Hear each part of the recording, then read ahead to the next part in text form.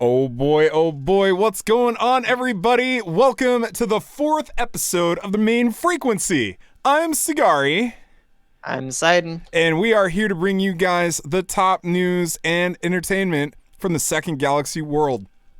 It's good to see you guys here. It is September 1st of 2019, and we have only 10 days left until we get to finally play this game.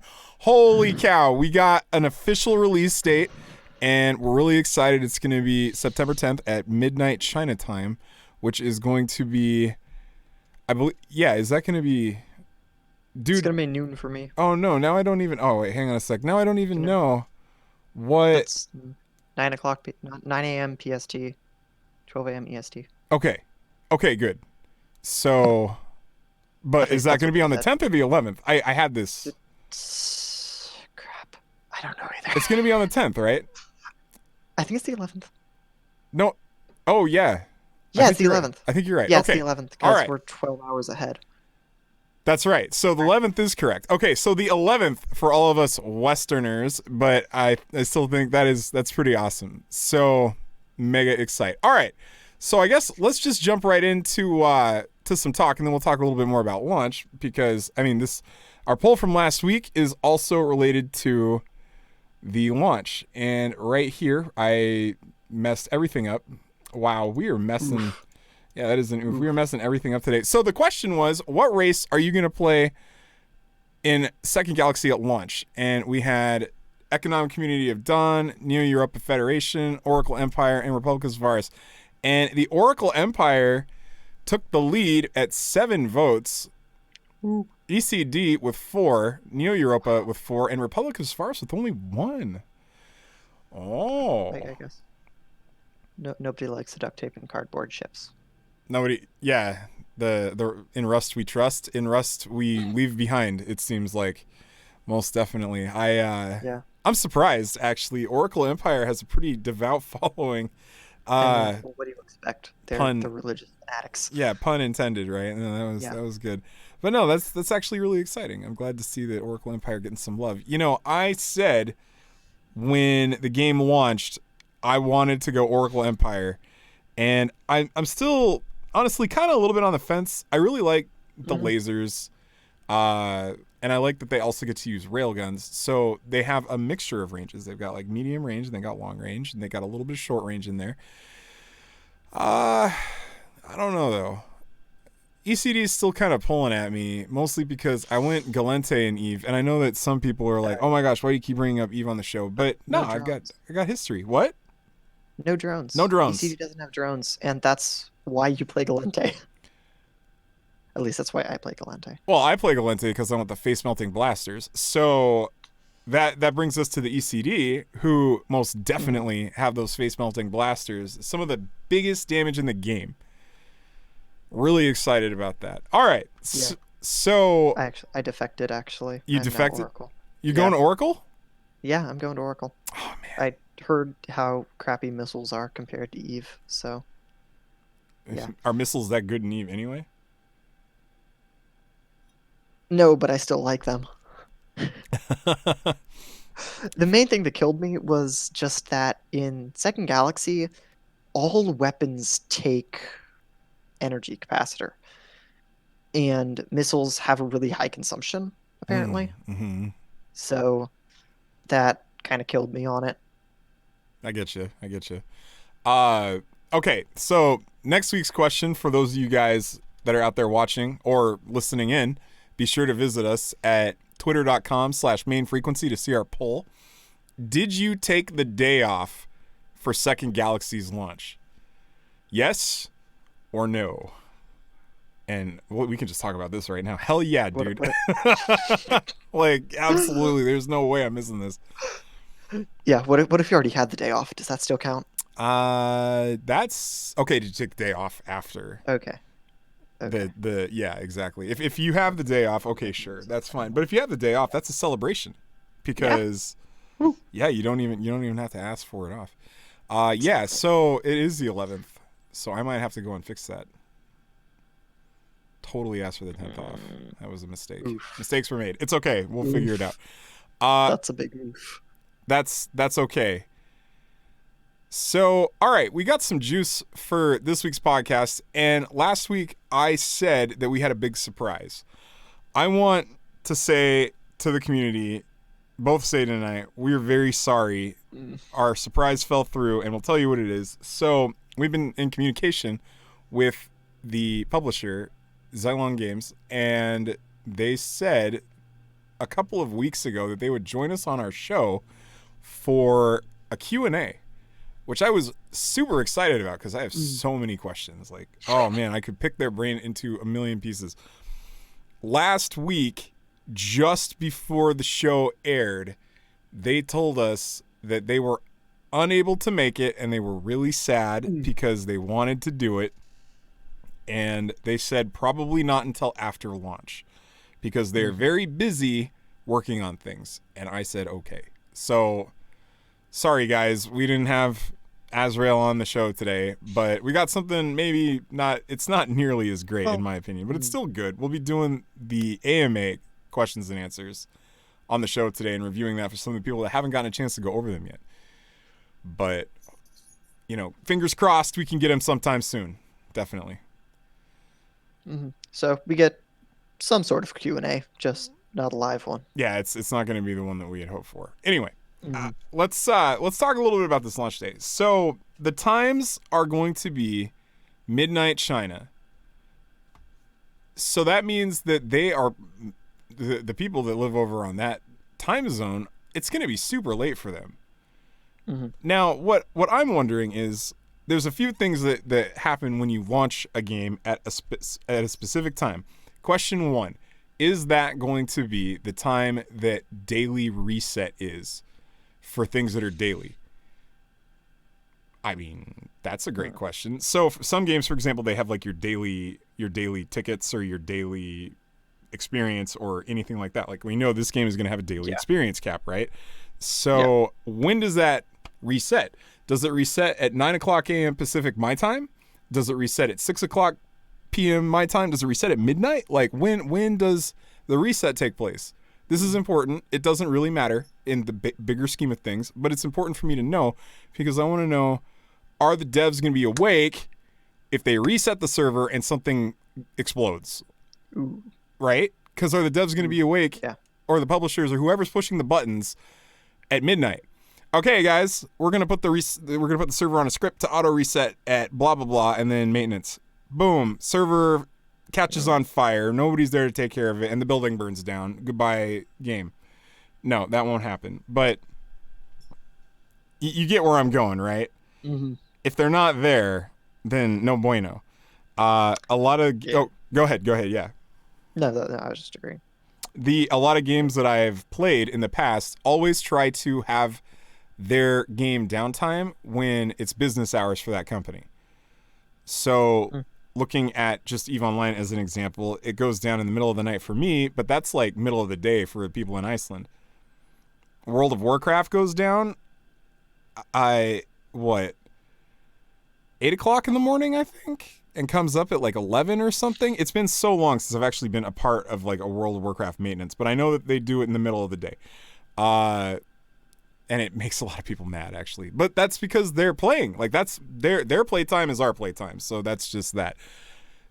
Anyway, I'll be excited to see what time this happens. So let's just affirm now. September 10th at midnight China time. Wait, hang on a second. If that's September 10th at midnight China time, wouldn't that be September 9th? Wait a sec. Actually, I think they said September 10th. 23:59. They did. That's right. Okay. So yeah, you are right. But that still means that it's going to be September 10th for us. Yeah. Okay. So not September 11th. I'm sorry. We are throwing so much wrong information out right now. We're so sorry, everybody. We're so sorry. Yeah. Okay, it's good though. We got it. We got it all sorted. So we got some Q&A to tackle. Yes, we do. All right. Let's just run right through these questions here. So, for those of you guys that don't know what the heck is going on, Second Galaxy is a mobile... Did we ever figure out how to define this? It is a It's a mobile EVE Online. it is, but it's a mobile. Hang on, I'm trying to third remember. a mobile third-person sci-fi action game That's right, dude. That's so good. With spaceships, you have to with add the spaceship with spaceships like with register. spaceships. Yeah, exactly. Yeah. It's a Instead of the trademark, we have the with spaceships. with spaceships. Yeah, and this game is going to be launched, like we just said, on September 10th, and we're really excited to play it. There is conquerable space where alliances and corporations can go out there and seize control of basically the great outdoors and get all of the great content that's to be had there, and then wage war against other people that has it too. Lots And of then fun. steal their space. What was that, Sid? And then steal their space. And then steal their space. That's right. It's gonna be Yes. really good. So the devs or the publisher actually, Xelon Games, created this AMA where the players in their Discord could join and ask questions that they want. And then the developers would answer the questions, give it back to the publisher, and then give it to us. So we have a list of questions here, and we're just going to go question, answer, and then talk about, in some detail from what we know and what we are speculating on, a little bit more. Because some of these questions, not going to lie, pretty scratching the surface, not really like getting that whole picture. How did you think the AMA went? It looked pretty good from what I saw of it, actually. I'm ashamed of myself. I didn't look into it too in depth because most of it I already knew. What do you mean? Uh, Oh, you didn't look at uh, like the answers? yeah, I didn't. I kind of kept up to date in the Discord channel, but I never ended up checking the answers for stuff. Oh man. Okay. Well, let's go over it, and it'll be a breath of fresh air for you too, maybe then. Woo. Ha ha. Yeah, All right. So I get to learn stuff now. you get to what? I get to learn stuff now. Okay. Yeah, that's good. Do you want to take turns on the questions? Like I'll ask one, you ask one. We can make this whole thing. Okay. All right. Sure. Let's do it. So I'll start. What devices can this game support? I'm on a Galaxy S6, and I don't want to have to spend on a new phone just yet. And the dev response is Second Galaxy will be available on iOS, Android, and PC. And we know this to be true because they've got the Steam client coming. It runs on iOS and it runs on Android. We've all done that. We haven't seen the Steam client yet, Yeah. but we are excited for it. The minimum system requirements for the game from the devs are if you're running Android, it's going to need 2 gigs of RAM, a 1.4 gigahertz CPU, and at least a 720 screen. I don't think that any of those specs would never be a thing on a recent Android phone. As a matter of fact, I don't think any of those things are. Well, let's talk about the resolution. So the resolution, like what? Oh man, that's 720p on a phone? Yeah, maybe if you're getting like one of those not capacitive ones, like the ones that are like sensitive to touch. That's like, Gosh, yeah, exactly. Those are it's old. like years ago. I know. Decade. 1.4 gigahertz? Aren't phones running like 2 to 3 gigahertz now on single core? Maybe not 3. No, not 3, but like yeah, 2, 2.2, 2 and a Yeah. half. And then 2 gigs of RAM. I think maybe 2 gigs of RAM might be Easy. a stretching point. Well, you say easy, Eh, but a lot of it's reserved. okay. But if a lot of it's reserved, they're not going to say that in there. So 2 gigs, yeah, fair. Yeah, I mean, I think they're talking about the total capacity, the total RAM of the phone, not what's already being used. Correct. Not saying you have to have 2 gigabytes free. Yeah, no, that's fair. Yeah. And then they don't. Oh well, that's the next question, Seiden. How about you take us into the next one there? Okay. Oh, wait, How big is the wait. what? We forgot to Wait, mention iPhone what? 6s minimum iPhone requirement. Ah, yes. If you run it on an iPhone, so there you go. Yeah. Okay. So next question: how big is the download for the game? So answer here is about 1.4 gigabytes in size. That's fine. So, yeah. 1.4 gigs. This isn't the year 2000 where your hard drive is about 20 gigs and that would eat up all of your space. So we have phones now where 128 gigs is like the nice option. Definitely, yeah. Mm-hmm. If you guys are thinking about playing this game and you download it and it's 1.4 gigs and it bloats to like 2, I think that's probably a reasonable expectation. Yeah. I Actually, in the Discord, they have said it's only 1.4 gigabytes, but have 3 gigabytes available. So, which is relatively normal. That's interesting. It's a little high, but relatively normal. Yeah, well, it Like if shouldn't. for a 1.4 gigabyte download, I generally have 2.5 gigabytes open. Okay, so the only thing that I can see is that when, okay, obviously when you install a game, it puts the Mhm. data into compressed packs or whatever, and then it sits there. Either you unpack that data, or you put it into memory and then pull the memory every time that you're done using it, and then put something new back in memory. So, with 2 gigs of RAM for a 1.4 gig game, I'm imagining that they're going to load maybe 600 to 700 megs into memory at a time running this game. Hmm. I would be surprised if it goes over a gig, because then you start getting Yeah. into not smooth gameplay. But okay, Yep. the next question asked, how many servers or shards will there be? The dev said, play all over the world on one server. So let's be specific about this here. That means everybody that has access to this game will be playing on one server.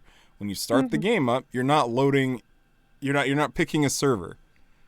It's not server 1, server 2, and server 3. It's you load up the game and you hit press start to go and Start. you're in. Yeah, exactly. Hmm. I think that pretty much explains itself. Yeah. Okay, let's skip the question that was already asked because it's exactly the Yeah. same. Okay, go ahead. Yeah. Okay, so next question is, does the game have any graphics settings for playing on weak phones? Oh, that's a good question. So,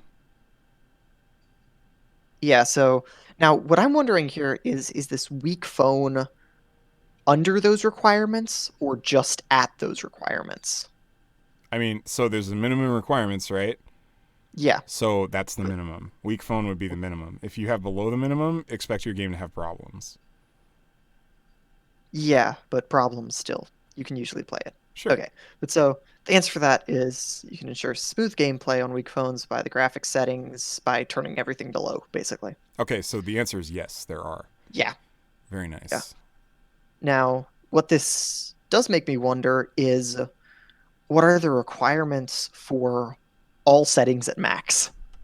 The requirements for all settings at max? Hmm. And how big the graphics difference is between low and high. Because I know on some games it's like Oh, not all that much, and in some games it's like 1995 graphics sure. versus like 2020 graphics. Well, that's interesting that you bring that up. Let's Mhm. take a quick look here. And I don't know, for those of you guys that are watching can see, I have here some of the assets. And I'm going to take a quick look here. After exploring a little bit of the assets, where did the meshes go? We have LOD meshes, and I think there are 3 LOD meshes per ship. So Mhm. let's just search 102 here and see what pops up, because I know that was a ship. Mesh. Oh, no, that's the full version. They're calling it, the full version is called Any. They have a damaged mesh. And then they had LOD1. LOD. Do they have LOD2? Actually, we should just search for LOD, shouldn't we? Let's take a look here. I think there's 3 levels of detail to drop. So that's a pretty solid answer, in my opinion. Or maybe they just have 2. Oh, no. LOD, which is a blob. Although that looks like an asteroid. Oh, yeah, that's what I was just thinking. Yeah. Okay. They do have 3, because I've dug through the files and I've seen some pretty blobby looking ships. Yeah, Like, you can't find them. yeah, now I can't find them, which is really annoying. Congratulations. That's okay. You disappointed us all. But yeah, that's great. I think that is actually Mhm. fantastic, because it gives, if you want to run creme de la creme, go for it.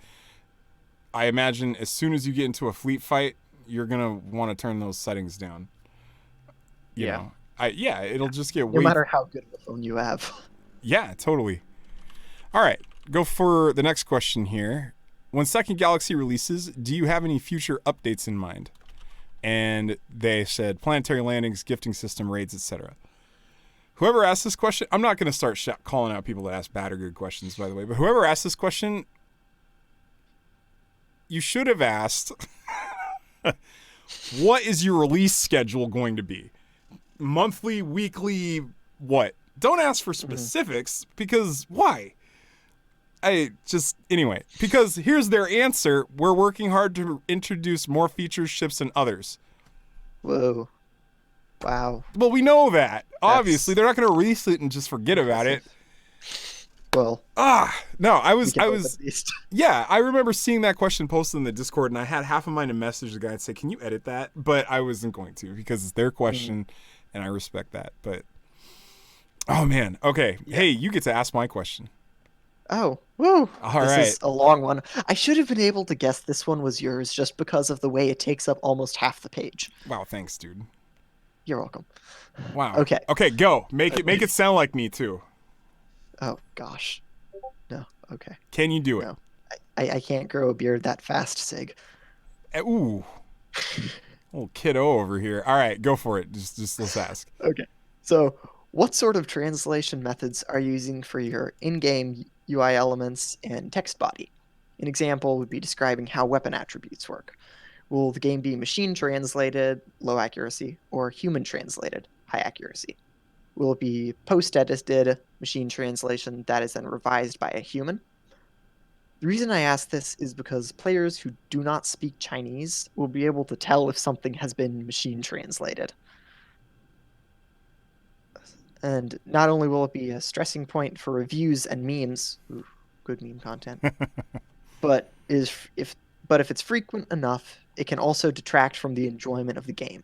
With too much poorly translated text in the beginning of the game, machine translation could even lead to players leaving. So I'm gonna totally step in here for a second before we get to the answer. I touched on a lot of stuff in that question, but I feel that this question is one of those questions that if you answer it wrong, then you are going to make a lot of players mad. Part of the reason that translation is so important is, like I said in the question, people can get into a game and download it because of a pretty picture or because the gameplay looks good, and then you get into the game and it is just unreadable for all intents and purposes. Like, words don't make sense, an attribute is not named properly, and it does maybe even the opposite of what you think it's supposed to do. Cultural or not cultural necessarily, but words in Chinese, from what I understand, there's a lot of context involved in the delivery of what you're saying. So, for example, I used an example in here that you did not read, but that's okay. In Azure Lane, Hornet called herself Big Waspio, which was the funniest thing. And they later corrected it, I think, which was post-translated editing, to "You can call me Hornet," which is way more accurate because the ship's name is Hornet. So it's really funny, right? And hornets in China are big wasps. That's what they call them. Okay, Anyway. well, I mean, just saying, the reason I didn't say that is because that refers to an attached image, and I honestly had no idea what you were talking about, and it wouldn't have made any sense, so I just skipped it. So thank you for that clarification. You're welcome. All right, now what do the devs say? Okay. They say, we pay great attention to the translation. Now we have an in-house team to ensure the quality of the English version. We keep optimizing the translation based on your feedback. Awesome, right? That last sentence I like. Yeah. But So the first part just makes it sound like it's the post-edited machine translation that was then revised, but that last thing is amazing because the most important thing, in my opinion, to a good game is being able to read it. When they fix stuff, well, sorry. Sometimes you can still work. I mean, yeah. Okay, that's a totally different topic though. But it's just when the devs actually pay attention to the players. Like I played a game a while ago, and it was honestly an amazing game, but the devs paid no attention, and it had translation issues, and they would never fix them. So the community was just constantly going around. Every time there was a new update, we would have a team of people that worked on basically the fan translation so we could play the game. Oh yeah, no, that's funny. Didn't Cancol do that? Kantai Collection? It's all fan translated. The game is not. It's in Japan, and they're keeping it in Japan, and they won't release it. So fans have had to translate that game to release it to players. It's crazy. It's actually crazy, and that's a fan release. Interesting. Something that I'm excited about is, oh, wait, did we mention We mentioned what? last week? Or did, I don't even remember. So I became a moderator on the Oh. official Discord. Hey! And it's really exciting. They like the show, and they told me we were really happy you got a show. And I was thinking, what about all the times that I slammed you? Like, did you still like me? But no, Did they I'm. actually watch it is the question. I know, right? So I'm really happy to be, a supporter of the game and to be hanging out and just enjoying the community. I got to meet some of the people in globalization. The some of the green names in the Discord are actual globalization engineers, and they are employees for the company to translate the game. And I have asked them some pretty tough questions. I don't know if I'm actually able to, put some of that stuff out there. I will ask for next week, but the stuff that I will tell you is they're taking native speakers who also speak Chinese and are doing translation. Woo! So I think it's going to be human translation for the most part after they receive the cheap. So they're going to get probably machine translated text, and it's going to be post edited, which is fine. Some of it might be actual, like, one-to-one word or word-by-word human translation, which would be crazy because that's expensive. But I mean, it's awesome. That shows that they care, and optimizing the translation based on our feedback, that does show that they care. They're willing to, if we say, what does this mean, or why is this what it is, if we throw enough of that at them, they might change it. Exciting. Exciting. Yeah. We might have solar systems to go to instead of galaxies when the game launches. Yeah. Yeah, I mean, like, I would be fine if, okay, I would be slightly miffed, but I would be mostly fine if we had a pretty bad translation on release, as long as they would fix it. I would prefer that they had the good translation on release. I think they can do it. They've had 3 weeks since development, quote unquote, finished. 3 weeks from today, development finished on what, the 9th? Or the 8th? I think it was 4 days after the development. Yeah, 4 days after 8th. So the game finished on the 8th. It is, hang on, I'm getting a calendar really fast. It's September now. Happy September, everybody.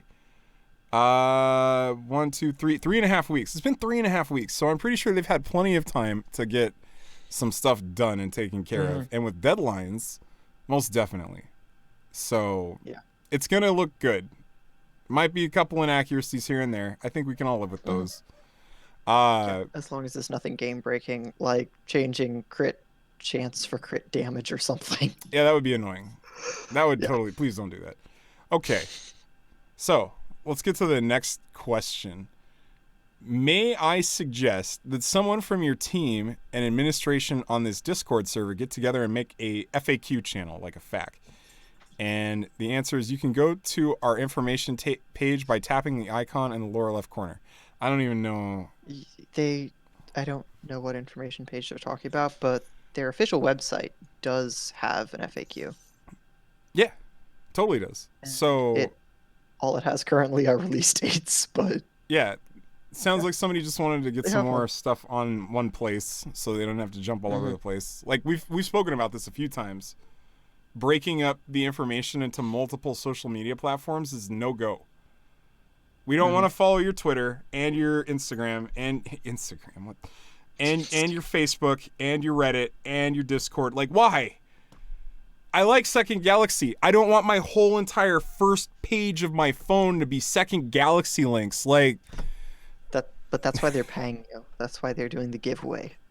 So you actually have a reason to. I know, but it's just okay. Anyway, let's move on before I blow a gasket. Here. Okay. So, will the monetization be purely cosmetic, or are we going to have to worry about overpowered players spending tons of cash? So, the answer for that is our game focuses on teamwork, occupying solar systems. Wait, solar systems? Solar systems, Good job. Galaxies. Good job. Not galaxies. Woo! Okay. Nailed Occupying it. solar systems requires you and your allies' joint effort. In-game purchase ships have limited effect. Okay, what? So I'm getting all kinds of weird answers from that question. First of all, we purchase ships? Or in-game purchase? In-game purchases? But in-game purchase ships. Like, isn't that how you get most ships? Well, yeah, credits and stuff, right? But what I'm Yeah, trying, yeah, so exactly. we saw that terrible, horrible video of the guy opening the Gosh. gachapons Yeah, and getting ships. yeah. If those are like limited edition ships that do the exact same thing but just have like a fancy skin, Oh, cool. I don't care. Fly your fancy overpriced ship. yeah, But if you can buy it for money and you didn't have it before, oof, not okay. yeah. So if it's a cosmetic skin for your ship, neat. If it's ship, not okay. Zilong, you didn't answer our question. Like you Yeah. didn't. It makes no sense. Will the cash shop be purely cosmetic? Our game focuses on teamwork. Okay, next. Yeah, Like, and we already know that it's like you can use Iridium to speed up techs, yeah. which is skills and stuff. So we know that up to an extent it's pay to win with that, but we haven't seen much about ships. And just the fact that they're saying in-game purchase ships, that seems kind of sketchy to me. I'd like to believe that we have nothing to worry about. I am an idealist, Yeah. and I am a hopeful person that everything is going to be okay. I've played Yeah. mobile games I'm, before, though. I'm suspicious. So my past experience Yeah. is saying, dude, are you serious? Come on. All right, the next question is my Oh, turn, right? okay. Actually, I wanted to talk a little more on that. So, a little off. They're in the Discord server a couple days ago. They put out this poll about skins and Oh how yeah, people that's would right. like skins. And I kind of died a little inside when I scrolled down and I saw Yeah. there were three options you could choose. There was the first option was skins provide small combat bonuses. The next one was skins provide small XP bonuses and that stuff. And the next one was they don't provide any at all. I got the survey right here, buddy. Just okay, cool. Okay, Cool. so we'll go over these questions because I think they're actually important and really good Okay. catching this. Thanks for stopping me. Second Galaxy survey. I'm just gonna read the header here. Esteemed Commander, thank you for. Oh, hang on. I got to read this like I'm official. Thank you for your participating in the Second Galaxy questionnaire. The purpose of this questionnaire is to gather valuable suggestions for future functions in Second Galaxy and to grant each player the chance to have their voice heard in shaping the development direction of the game. Your comments are very important to us, and we hope you can take the time to answer each question carefully. Now, I just want to say that if they read it to me in that voice, I would be so hyped. I just, heck yeah, dude. Anyway. Yeah. So after completing this questionnaire, you'll be entered into a prize for a chance to win an Amazon gift card worth $20. Okay. 1, no. 2, why? Why are you bribing people to answer a survey? That makes me so mad. So first of Probably all, because it worked. but this is so stupid because the reason I said no is this is a whale survey. Or not even a whale survey. No, sorry. I said it wrong. Answer this survey to get money. $20, I don't care about. I don't care about $20, but everybody that cares is going to answer this survey. So I feel that this survey is going to have a lopsided view. How? Maybe, I don't know. But I do remember that one. Okay, let's go through the survey before I start musing here. Okay. What's your gender, male or female? How old are you? Age. What are you interested in games where you can purchase different skins? Here, let's pop this up for the viewers. Oops, wrong window. Go ahead and read while I pop this up. Oof. What? I don't have it open. You don't? Oh, It's on my do have screen. Yeah, let me get your screen up. I was looking at a different screen. Okay. So, yeah. Are you interested in games where you can purchase different skins? Yes, no, I don't care. Which design principles or style would you like to see Second Galaxy's ship skins adopt? Okay, there we go. So, Closely relating to the existing game, world, and specific nation styles, or original and unrestricted styles that stray away from the game's world style and enrich it. I think I answered on this one. Original and unrestricted styles. Mm. So it makes things fun. Like closely related, I get it. That's specific. You want ships that are just like, okay, so let's say you go with an ECD ship, and ECD ships are all like green and highlighty and pretty and stuff. Well, then you're stuck in that kind of idea, right? You Mhm. want to go outside the box so that something will sell. Yeah, If we're talking about and skins yeah, that don't give bonuses and it's just a skin, dude, give me the rainbow ships. Give me the ships with like neon lights that are like glowing everywhere. Give me something cool that yeah, says I paid money for this awesome skin and I totally love it. yeah, and you want it to stand out. You don't want your ship to just look the same as the other ships, but different. S- Yeah, what's the point of getting a skin if it's not different? If That it's it just looks kind of slightly the same. more of the same. Yeah, If it's exactly. Yeah. more of the same style, then Hmm. yeah, So did you answer the same way? yeah, Oh, answer the same way. perfect. We are in unison. Okay, Yes. the next part of this is if a skin function were added to Second Galaxy, would you consider purchasing one? So I guess that means that it's not already added. Oh, mm-hmm. Thinking. The answers that we could make are yes, I'm interested in skins and will definitely buy at least one. No, I never buy skins in games, or it depends on the skins. If I really like a particular skin, I'll consider buying it. What'd you answer? I answered yes all the way. I love Oh, skins, honestly. wow. Like if there is if there's like one or two ships I fly, which I'm sure there'll be just a couple I primarily fly, I'm going to get a skin for it. Just it's a given. Okay. I answered it depends on the skins. If they got some turdy looking skins, I'm not gonna buy them. Oh, well, I mean if I don't like the skin, of course I won't buy it. Well, then But why if didn't it's you a answer that way? because if it's not if I really like a particular skin, if there's a skin for a ship and I think it makes the ship look better and it's a ship I fly a lot, I'll buy it. It's not one of those things that I'll be like looking at the skin for 2 weeks and I'm like, man, I really like this skin. I'm not sure if I should buy it. It's if I have a skin I like, I'm gonna buy it. Okay, I'm gonna just like repeat back what you said because I'm hearing the third answer coming out of your mouth. But like, If I like the skin, I'll buy it. The answer is it depends on the skin. If I really like a particular skin, I will consider buying it. Versus, yes, I'm interested in skins and will buy at least one.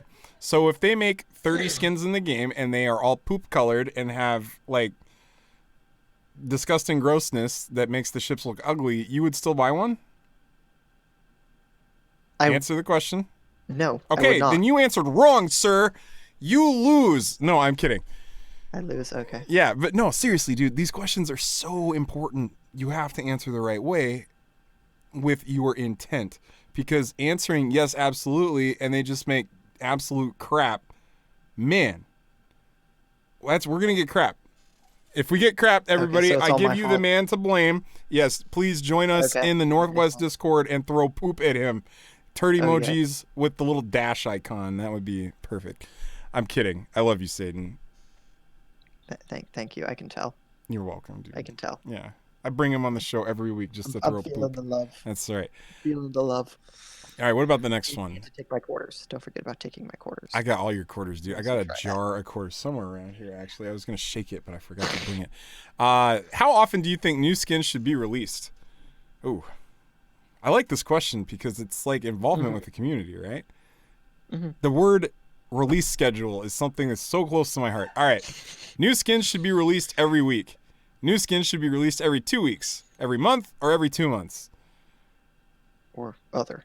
I Like said every game. every month because I don't want them focusing on just skins. I want them focusing on their game. And I know Yeah. it's a different Okay. department, but if we have new skins every 2 weeks, I'm gonna vomit. Like too much to go through the cash shop. New skin Yeah. released, and it's like, where's all the other stuff? You know, like Yeah. I mean, for me, it kind of depends on how many skins are released.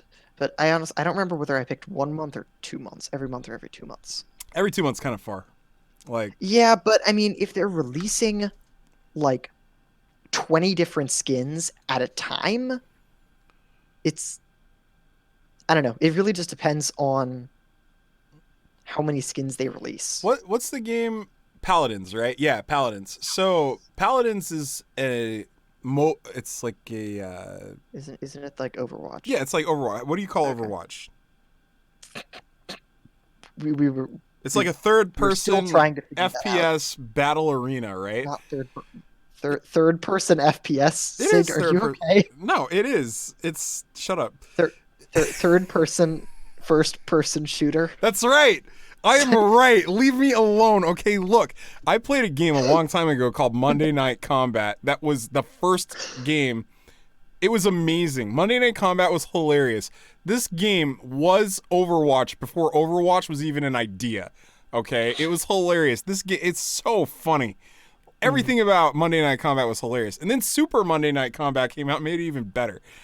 Except, here's the difference between Monday Night Combat and Overwatch. Monday Night Combat has an announcer that is hilarious and just talks. He gives the narration of the game while you're playing it. It's great. Anyway, Mm. so games like this, Monday Night Combat, Overwatch, stuff like that, when they release a skin, I don't think they release 50 skins. I think they release like 2. It's Mhm. like, okay, we got a new skin for this character and a new skin for this character. Check them out. And it's not like Mhm. an overload. It's not like, wow, okay, I got 30 ships to choose from. There goes $500 in all those skins. No, you pay like $10 and you get a skin that came out Yeah. like once every week or two. I think that's okay. Char- yeah, Uh, characters and specific characters and ships are a little different, but yeah, it's a similar thing. But I do think they would be more prone to releasing multiple ship skins at once. well, and that's the thing because they don't ever ask that on this forum. Yeah, which that's when they should. Right. So, okay, we're going to release skins for the flagships only. Great. Thanks. Oh, Peace, wow, peace yo. that's helpful. That's helpful. I don't know. No, honestly, okay, so here's what I'm hoping. I'm hoping that they maybe have like a frigate pack or a battle cruiser pack or a battleship pack or something like that, you know. Hmm. And then cruisers and droids could love too. Uh Singles should be fine. I mean, how much are we going to spend on a ship skin in a game? $5? Mm, yeah, Yeah. yeah, for the most part, If it's got some probably. cool thruster effects or something like that, I'd pay a little more. Fractured Space is a great example of a game that I think did skins really well.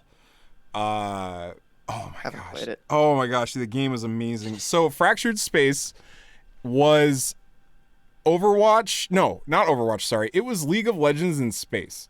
And Oh, it that was sounds third awesome. it was third person. So So you it was followed Smite behind in your ship. space. It was Smite in space. Okay, you know what, Okay, dude? It's not yeah, exactly. It was. And okay, okay.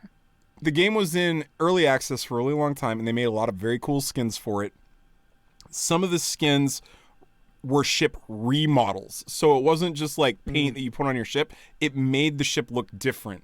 I Oh yeah. remember my Colossus skin was awesome. It was a limited edition skin. You couldn't buy it anymore, and it reshaped the whole ship. And the thrusters were this bright, funky looking green instead of the kind of sunny yellow orange that they usually were. Oh Mm. my gosh, dude. It was awesome. And it also changed the jump effects on the ship. Ah, man, the whole skin was awesome. You know how much it cost me? How much? It was limited edition, $30. Okay. Ooh. That was an awesome skin, and I played the Yeah. crap out of that ship. That ship was amazing. It was amazing. So Hmm. I would pay $30 for a ship that is close up, taking up like 1/3 of my screen at all times. For a game like this, like EVE Online or Second Galaxy or something where you just see tiny little thing, and you know a lot of the time you zoom out and stuff like that, $5 to $10 tops. I won't spend more than that. Yeah, I was thinking, I'd be on $10, maybe even $15, if it actually kind of restructured the ship and changed the details and structure of the ship some. Okay. Like, I would totally buy that. Yeah, dude. I think that if they do some custom models, very nice. And I Hmm. hope that they get into that. Yeah, and you're not always going to be completely zoomed out. I mean, in a PvP fight, naturally you'll be completely zoomed out, so you'll get the entire battlefield. But I mean, for me in Eve, most of the time I spent ratting, I was just looking at my ship. Right. Okay. Yeah, that's fine. Okay, so we'll see what their release schedule is like. Hopefully, I Yep. mean, we kind of tied in a lot of like how much it should cost there. Anyway, Yeah. I know we got really off topic. It's fun to talk about this stuff, dude. Yeah. Seriously. All right. Which aspect of Second Galaxy's ship should skin modify? Dude, we just talked about this. Oh. Doggone it, man. We got ahead of ourselves. Surface texture, materials, and ship color effects. Why can't I check the boxes? Like, I know that's what I was thinking. It's like I want all of these. I think And I other. actually in other I put all because I was like, why not? And anyway, surface texture, material, and ship color effects, ship model and special effects, custom component coloring, custom badges, and other decorative designs. Other. It was like all of the above, please. Yeah, actually, I don't know why. For some reason, it didn't occur to me to say all in other, so I chose the ship models and special effects because that's one I thought would be coolest.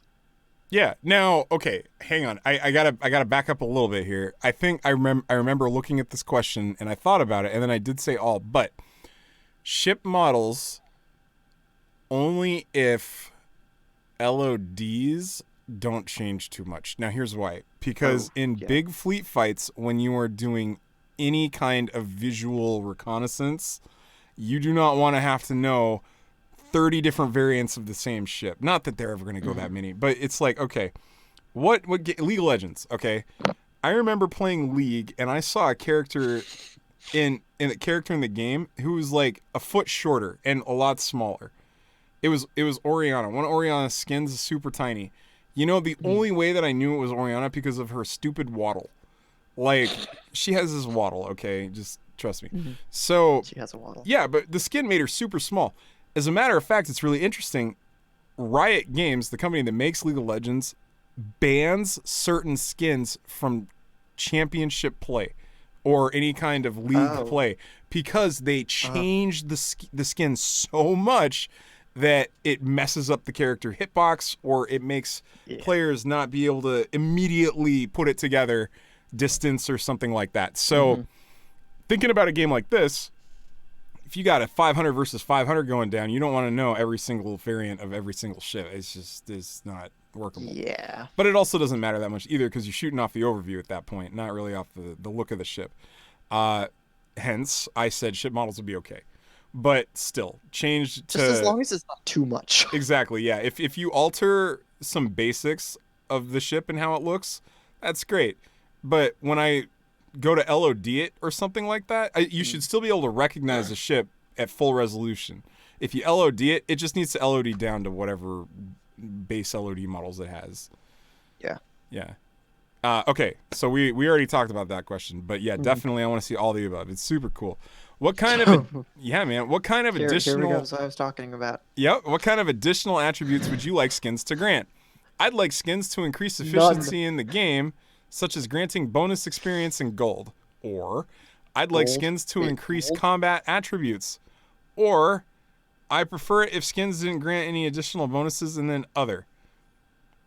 I mean, my first question here is, since when was there gold in Second Galaxy? Well, they're talking. I think they're talking commonality. Money. Yeah. Money, right? Just gold. Yeah. I don't know. It's just kind of confusing that they would choose to say gold. Oh, that's okay. Okay. Whatever you say. Well, I mean, I did this one. Yeah. I prefer it if skins don't grant any additional bonuses. No. I mean, it's a skin. It just changes the cosmetics. That's the point of it. Right. Now, I remember I got into it with a guy in Discord who says that he would like skins to increase efficiency in the game, such as granting bonus experience in gold. Now, I'm pretty open. I know everybody has their own opinion, and they are well entitled to it. However, I start getting frustrated when somebody's opinion can change how things happen in something that I do. So, hey, I think Siigari should be fired from his job. Excuse me? What? No, I don't think so. I really don't think so. You know what I mean? Like that's what I'm talking about. So these are the kind of things that change my experience in the game. Let's talk about a game that does this, where you have a skin and it gives you bonus stuff. World of Tanks and World of Warships. You can buy special skins which give you additional attributes to your tank. Mostly, or ship, mostly they are irrelevant, doesn't matter.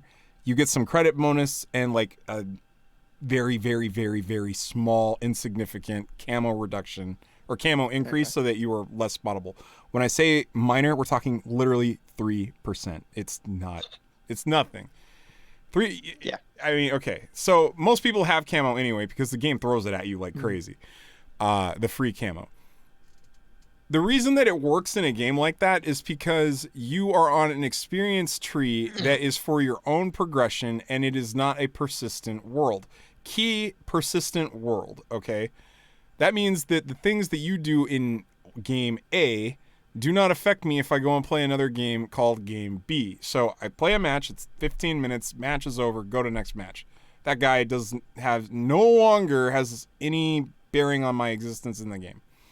That's okay with me. He's going through his skill tree trying to get credits and experience to buy his next tank or his upgrades or whatever. I am too. If I choose to spend money to speed that up, yay. If somebody else spends money to speed that up, yay.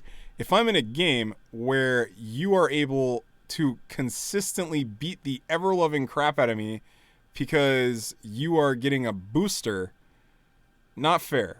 Especially on the money. Like, that's not fair at all. That makes it so that every time I fly a different ship, I have to buy the skin in order to keep up. Mm-hmm. That sucks, dude. That's not okay. If Yeah. an experience I don't care too much about, honestly, because experience gets capped eventually. I'm okay. Yeah. I mean, if I must absolutely give somewhere, it would be the experience. Because I know I'll catch up in the end and it'll be fine. But man, I don't see any skins in Eve giving me extra ISK. Like, come on.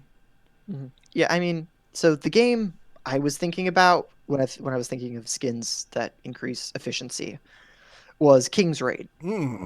So that's a game where it worked, King's Raid? honestly. I played it on global launch. I played it for a couple of months starting at global launch. So I remember when they released the first batch of skins. No kidding, dude. So, yeah, like that's a game where you get the skins and you get this tiny permanent buff no matter whether you use the skin or not. I can't believe you can play King's Raid. I played King's Raid. Yeah, really? Oh, Do you still play it? No. Do you still play it? No, Okay, I got chapter 8 and then quit. Like, oh gosh, I quit at chapter 7. Yeah, well, chapter 7 was chapter 7 was the winter one. That was an expansion. No, I thought chapter 6 was the winter. No, one. chapter 6 was the end. Then they brought in chapter 7, which had like 13 levels. Was a sand. Oh wait, no, I quit on chapter 6. Yeah. Okay, I quit on chapter 6. I came back for a very short period. And you played chapter 7? Chapter 7 was Yeah. hard. Chapter 7 was hard. It kicked everybody's ass for a while. Okay.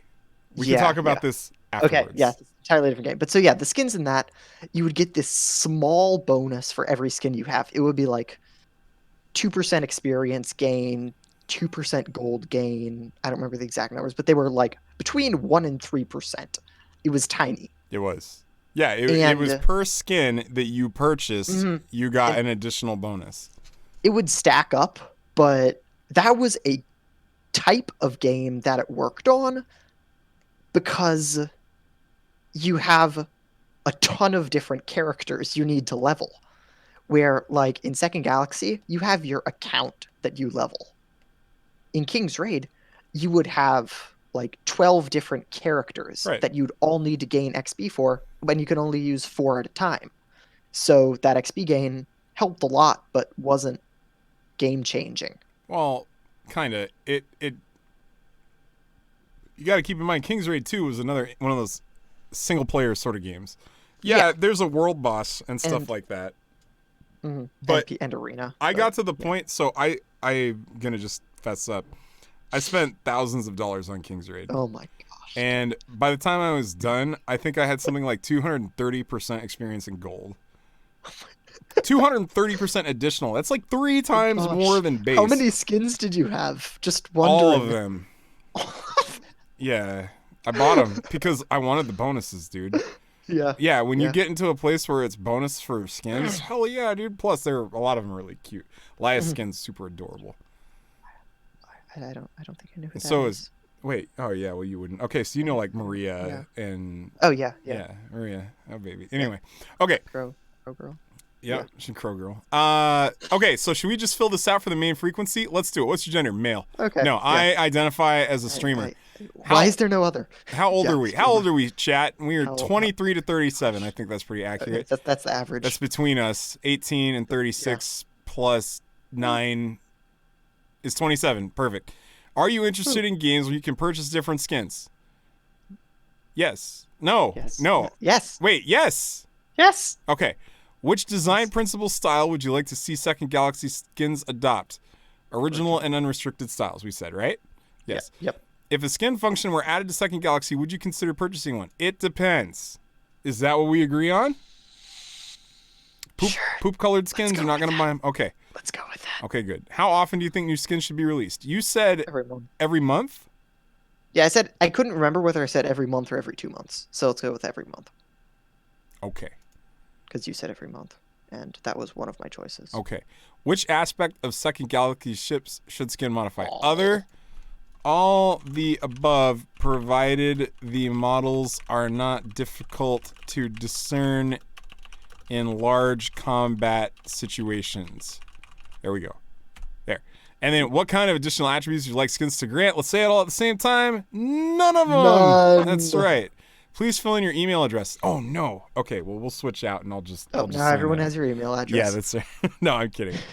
All right, we'll just pop in one of my dummy emails here. There we go. Ooh. Going for that gift card. Oh, frick, I forgot about that. That's okay. I'm not actually, that's not where I was going with that. Anyway, okay. And if you got it, you can give it to me. So that was a lot on skins. I'm really glad we had something to talk about, dude. These questions, though, they're kind of all over the place. All right. I think it was my turn, right? For the next question? No, Yeah. I don't remember. Okay, well, I'll ask. According Sure. to the description of the stories of each nation, we can trace their path, where they started, what they lost, and what they gained, but as such, they do not have a description of characteristics. That's what I want to know. How nations will differ in the Second Galaxy by features, bonuses, and the like. Okay, so he could have cut all of that first part out and just asked a question, but that's okay. Different nations, the answer is different nations will have different ships. You need to pass pilot license tests to pilot these ships. Wow, way to dodge the question. Yeah. Yeah, I sense they are not answering the same question. How nations will differ by features, bonuses, and the like. So what they're asking is, what does each nation focus on? They have different ships. They focus on different ships. Okay, but yes, they focus on different ships. Just accept it. I think the question they're actually I'm gonna give this a try because I think I know where the guy's asking, especially because he's coming from like lore and stuff like that. When you pick a race, what is the general? Oh, what's the word for it? I would say. What is the method of the nation? So, for example, we know that RS is very tendencies. No, they're long range. RS are long range, medium tankiness, very fast. Or are they fast? We know that they're like medium speed. I know ECD is the speedy ones. Yeah, Oracle slow. No, NEF slow, very tanky. Yeah. Yeah. So that's the kind of question he's asking. They didn't answer the question, which is kind of a disappointment. Well, yeah. Can we just move to the next question though? Because I think the next question pretty much answers it. Oh, there you go. Yeah. Let's go. So, take us to the next question. So the next question was, what statistical bonuses will be granted to each faction? Mm-hmm. So that's basically exactly what the question above was asking. So we have a nice long answer for this one. So the ECD ships are often swift and agile. Their top tier speed makes it possible for them to get into close range easily and unleash the devastating firepower with powerful blaster weapons. Okay, so fast and high DPS. So they're going to be the close range brawlers of the game. Yeah, they have relatively weak tank, I believe. Okay. So high So speed, not as much brawling as hoping that you kill something before it kills you. Yeah. as yeah, massive fleets going in, bursting everything down in a This second, and then leaving. offense is the best defense. All right, let's Yeah, go. basically. So NEF ships are known for their steady armor and shield. Combined with the deadly precision granted by missile systems, they usually triumph in frontline battles. So slow, tanky, reliable damage. I'm Are you grabbing. grasping at Yeah, I'm straws? grasping. No, thin air. Like, Yeah, what? yeah. How can Okay. we have both? Super tanky, deadly precision missiles, triumph in Well, frontline no, battles, but they just said the no. ECD are fast as hell and get in there. The key word there is deadly precision. It doesn't matter. They're The making them all missiles sound aren't awesome. deadly. The missiles aren't deadly. The precision is deadly. Okay, So the thing so about missiles, really long cycle times, not all that good damage, but they never miss. sounds like a So potato weapon. It literally yeah, sounds like you're shooting a yeah, potato gun at people. yeah. So when you fire a missile, it's going to hit and it's going to deal damage. The DPS just isn't going to be very high Well, then how do they usually triumph the frontline battles? because they don't die. No. Okay, so no. All right. I'm not gonna pick away at this. Keep answering. I seriously, I Okay. could no. Go ahead. Okay. So the ships of OE boast their advanced energy systems, which enables various shipboard devices to gain tactical advantages. I have no idea what that means. Hey, I got an They idea. are Keep going. mostly equipped with laser weapons, which deal higher damage the longer they fixate on a target. Okay, so I know you were kind of like Okay. what? All right, so I actually really like this Uh, answer because it's super kind of lore. Advanced energy system. So already I'm kind of excited because it means mhm, that they've got the best energy systems on their ships, and they hook up to all the other energy systems. So you get a lot of power flow, you get a lot of mhm, damage output. You can load your ship up with everything, and it's got the capacitor, the energy grid to run it. Right? mhm. They're talking about laser weapons, uh, and that's it actually. So Yeah. that's cool. Yeah, Energy, and man. yeah, and ramping up damage. That's fun. I want to actually go on a tangent really quick. Apparently, Oh. lasers deal partly kinetic damage. Yeah, I 10, was 10% confused kinetic. by that because what about light makes something move? So we had a theory that what it actually is it hits the ship and melts the metal, and then somehow that turns into the kinetic damage. We'll pretend. Okay. Or or the particle wave duality of light. That was the other option. Oh man. All right. But Okay, keep still. going. That's a cop out. Yeah. I don't even think Delon Games has an idea of what they're doing with that. So, Sorry, I'm drinking. okay. I think that they're trying The to next balance one. the game. They're balancing the game. That's fair. Well, yeah, because all weapon types have at least a 10%. Third damage type. Yeah, Yeah. yeah, 10% of the third damage type. So, okay. RS ships may not impress at first glance. In other words, they look like actual turds. But they surely will when weaving in and out on the battlefield and hitting hard with railguns from distance. So There you that go. sounds like extraordinarily close range and extraordinarily long range. Interesting. So yeah, I mean, all I've heard about Svarus is that they're the snipers. They sit off 120 kilometers, 70 kilometers, however long in this game, Mm-hmm. and just shoot people before they can get to them. Yeah. Yeah. I mean I'm trying to put it together. Definitely I am least bedazzled by the RS description here. Mm-hmm. It just doesn't. I don't care. Like weaving in and out makes it sound like they're doing some close range stuff, but it could also mean that there's a blob of RS ships off to the side, volleying targets off, and then like micro jumping away, shooting another target. You know, I mean, you can play that game Which like is kind of bouncing around. annoying. Yeah. Yeah, I mean that's fine. So they're guerrilla warfare. Uh-huh. Guerrilla warfare tactics from them. Probably pretty Yeah. flimsy. Maybe Yeah. maybe pretty quick. You said medium speed. All I right. I think it's like medium tank, medium speed, really long range, not astonishingly high damage. Damage is kind of Mm-hmm. mediocre, but really long range. Right. And Also, then you have to have the accuracy skills and modules to actually take advantage of that. yeah, and then you have to be good enough to not lose your ship. I mean, That's true. that's important. Yeah. And then at the end here, it says you can pilot other nation ships after passing the pilot test, which is like what they said in Yep. the last question, which I thought was really Mhm. funny. USSH not available at launch. We don't know when it's USSH. going to be available either. Rest in So peace, USSH. join us in 20 episodes when they finally release it, and we'll talk about it. Join us in 2023. Yeah. All right. The next question.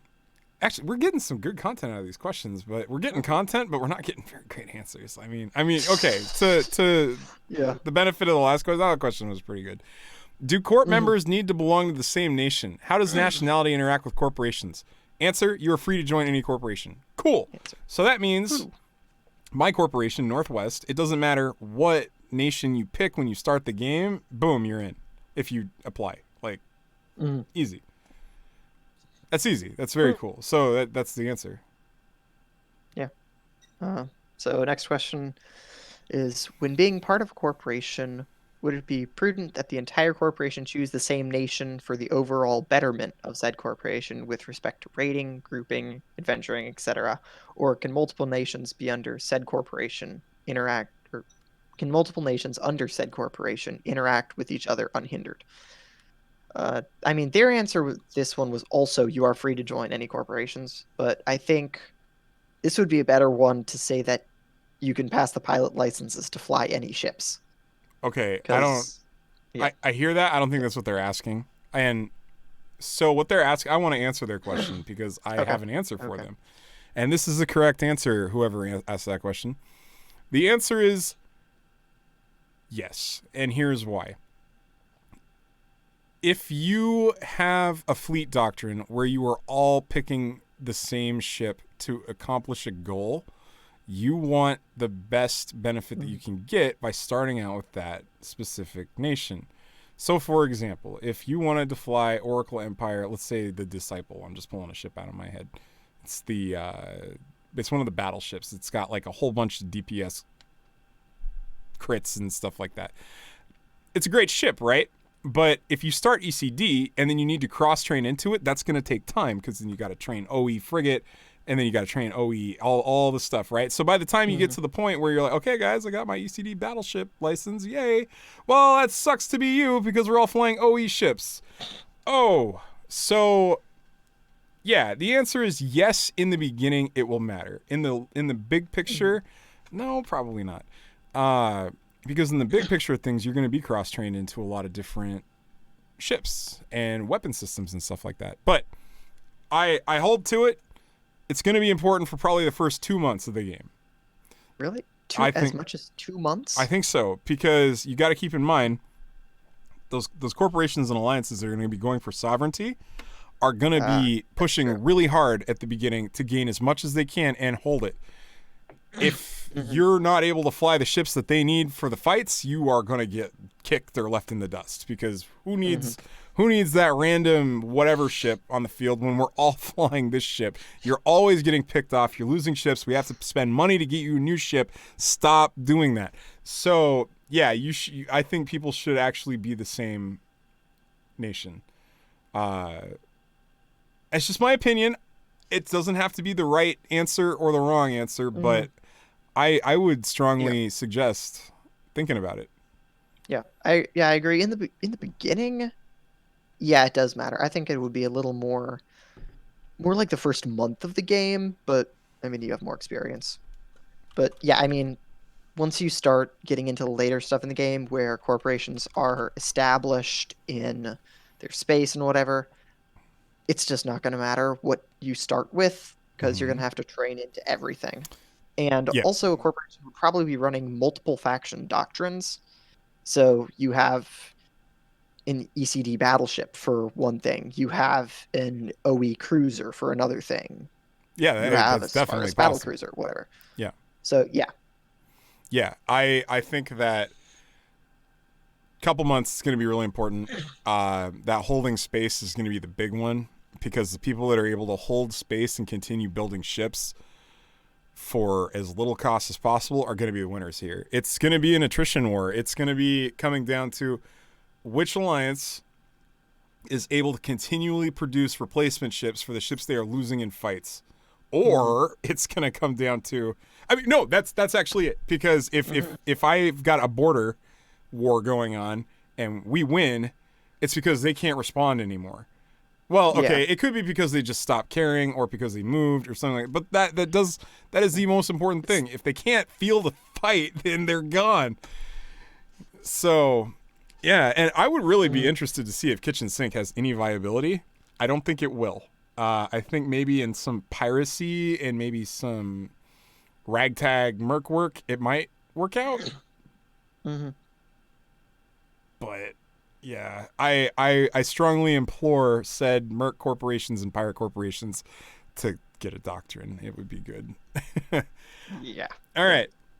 Next question. These are actually, we're getting into like some corporation questions, which I think is pretty cool. There's kind of been themes going on. The first page was kind of like meta. This page is all about corp stuff, which is really cool, and nations. This question, will there be a cap on the number of players in a corporation? If so, what will the cap be? Also, will there be similar mechanics for alliances? I'm going to just answer the next question too. Yeah. Yeah, which is, will there be a limit to how many alliances a corporation is allowed to have? I think that's supposed to be the other way. How many corporations an alliance can have is what I think he's trying to say. No. Well, okay, it could go both ways. Alliance. So, Alliance? no, Corporation can be in multiple alliances? Well, okay, so you can blue up as many people as you want. Okay, but but that doesn't that's put not them in an alliance. alliance. I know that, but a lot of people do not understand Oh, okay. how that system works. Also, it could be alliance just means allies, and we're getting the question wrong. It could be, is there a limit to how many blues you can have? I mean, this question could be read so many ways, but the answers are what we're trying to get here. The answers from the devs, a corp can have up to 150 players, and an alliance can have up to 200 corporations or 30,000 players. You could fit the entire Goon Swarm in one alliance. Yeah, that's huge. So that's a lot. That's a lot of people. You can fit an entire Goon Swarm twice. No, how many pillars? No, in Goon Swarm isn't Goon Swarm like 30K? I don't know. I haven't checked lately. They're big. They're huge. I don't know. Yeah, it's somewhere around 30K. So 150 players in one corporation. Now, should we break this down? What does this mean? Okay, so let's say that you've got 300. No, let's say you got 400 people that want to play the game. Okay, in your corporation. A lot of corporation discords right now are starting to swell up. Well, a lot of bigger corporations starting to swell up with members. People are talking about breaking their quote unquote corporation brand down into multiple sub corporations. Some are doing it by role, some are doing it by class. I mean, whatever. You can do it however you want. I'm not going to talk about that right now. Yeah. The thing is, if you do that, are you going to be able to quickly jump between corporations to defend sovereignty? Because sovereignty is not held by alliance, it's held by corporation. So let's say, for example, that player A is defending, we'll just use Northwest. Northwest corporations, no, we'll use you and me, okay? I'm in Northwest A, you're in Northwest B, okay? Northwest A's Sov is under attack. I would kick out Joe, average, from the corporation because Seiden is always online, no life stit, and I need him. So I kick him and Seiden leaves Corporation B to join Corporation A. With no cooldown. Is that how it works? Because if that's how it works, awesome. Who cares about a corp limit? Like, that really doesn't matter. But if there is a cooldown, then it starts to matter. And then you have to start categorizing who goes into what, compartmentalizing why they're in there, and then selling it to them. Sorry, you're in the casual detachment. We just are full. It kind of makes me wonder how the sovereignty system works, because I'm not entirely clear on that, but like, can only the people in the corporation that have sovereignty over space use the structures and whatever in that space, or can it be I have the answer for that. given out? Oh, you do? Yes, you can only use the structures in your corporation. except for the market. Markets are alliance wide. Oof. Well, okay. You say oof, I say hell yeah. This is something that I think EVE Online needs really bad, but it whatever. It's a sandbox. People can do however they want. In EVE, anybody can produce anything for anyone, anywhere, almost, with the exception of super caps, right? Super capitals are mostly produced, and I'm talking about super capitals for a reason because of flagships. Super capitals are produced by the alliances usually, but they are produced by an individual who has access to that facility. Now, we've gotten into Keep Stars, and Keep Stars are these giant mega super, or not even Keep Stars, Sotios are these giant mega structure facilities where you can create a Titan and then poop it out, and it can't dock back there, but it can warp to a Keep Star and dock and live there. So, this is the interesting thing. Say that we're going to go with Corporation A and B again, okay? Because this perfectly lines up. Corporation A has 150 players. They create a flagship, okay?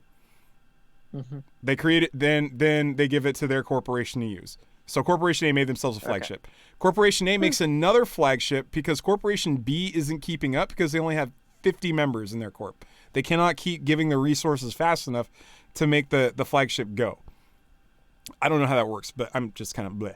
So Corporation B now needs a flagship, right? Corporation A makes it, they put it on the market to the alliance for like potatoes, and then they buy it or whatever, however it's going to work, okay? Depending on how that system works, I think flagships you cannot trade, which is why this is so important. The corporation needs to have the membership to make the ship in a timely amount of in a fast amount of time, right? If you don't have it, you get punished. That's super important. Titans are a dime a dozen in EVE now, literally. Like another Titan explode. Like it used to be Titans blew up. There was a whole battle report posted about it. It was the biggest thing ever. And a Titan died. Now a Titan dies because somebody was ratting it and got caught. Like, no, I'm serious though. It doesn't matter. These ships are hundreds of dollars, thousands of dollars in real world currency equivalent, and they go up every day. Yeah. Just poof. Nobody cares about it anymore because of how common they are. This game puts the accountability in the corporation's hands by saying, if you do not have enough players to make these regularly, you're not going to get them as fast as everybody else. That's so cool. I like that. Fight me, everybody who hates that. I like it. It makes corporations have meaning. If you want to break your corporation of 400 people up into 5 corporations, go for it. I will see you on the battlefield with my flagship. Right, though? Yeah. I think it's cool. What do you think about that? Like, it's definitely going to be a change from what all the EVE players are used to. It's a welcome change for me. Well, welcome for you, but probably unwelcome for a lot of other people, and unwelcome for just as many people as it is welcome for. Okay, so you sound like you have a problem with this. No, I don't really. Oh, okay. I think I'm trying to think. So, yeah, there's going to be a lot of people adjusting to it, and all of the tactics and stuff that EVE Online Nullsec Corps are familiar with are going to have to be changed. So I honestly really like that, just that small piece alone, because that is making this different than EVE. That's giving this a independence, individuality that I think the game desperately needs. So I think that is cool enough. That's enough to have me on board. Yeah, no, I totally like it. I think that we need a system where you need a cap in order to maximize. Not that I'm saying that I'm a huge fan of all these games where guilds are beating their chests about how they're like the number one guild or whatever. I mean, I know we talk about it a lot, but EVE Online is a great example here of a game that doesn't have that. There are leaderboards, sure, and there are sovereignty maps and kill boards and all that stuff. But at the end of the day, there is no best alliance or corporation or individual. I mean, okay, maybe there is just because of the abyssal PvP arena. But I digress. I haven't dealt with Okay. any of that, so I have no The, idea. the, the simple fact I don't know is what there that is. is no best, and that's neat. This Mm, game, to a very minor extent, brings some of the mobile gaming number one because they win the monthly, weekly, daily, whatever fight. Kind of does that with this. So they're producing mm, flagships more frequently, but the effects are not necessarily put on a leaderboard somewhere where this corporation has so many flagships and blah, because anybody can come over and beat them up in numbers and cause them problems. I mm. like that. So it's the system that makes the corporations need to work together. I know that there are a lot of corporations in the West right now, like I'm looking at the Discord that we have here, the Second Galaxy Global Discord, and all these new corporations are popping up. Being a corp leader, my first question is, okay, you're making a corporation. That's cool. I support you. What are your goals? What is your vision for corp membership? Must they be online every day to contribute? Must they play certain hours a week? Because what I feel is going to happen is these people are just looking for people to hang out with, and they're going to fall under the own weight of the inactivity in their corporation. Then when they say they want these flagships, they're not going to get them because their players aren't active. This is my request to you, smaller corp leaders. Find a corporation to join. I know you hate that, and I know you want to have your independence, but Northwest joined an alliance. We joined Global Epoch Alliance, and we did it because we know that there are bigger fish out there than the people in our Discord, and we would like to be a part of making something happen. So we joined up with Global Epoch. We are now a 1,300 member alliance, and we're going to go smash some face. And all those people out there that are like 10, 15, 20, 50, 100, 150 man corporations are just going to get eaten because they're going it in such an okay, maybe not the 150 corporation. They probably have an idea, but they're going to get eaten because they are just going to crumble over time and pressure and not being able to meet production quotas or times. Yeah. Well, that's not to say that those small corporations don't have ways of surviving, because it kind of sounds like you're talking about basically the contest in chaos space or nullsec, the claimable space. Sure. If a 25-man, 20-man corporation works out of high sec or low sec and just either does high sec ganking, killing people in high sec, finding people in low sec pick off, piracy, mercenary work where they hire themselves out to a larger corp. There are a lot of options for those, but yeah, anything under 150 people is Well, just going to be completely eaten in chaos space. totally. But then I just want to ask you, okay, say you've got that 25-man Merc Corp, or let's just say you have a corporation that has 25 people online at once.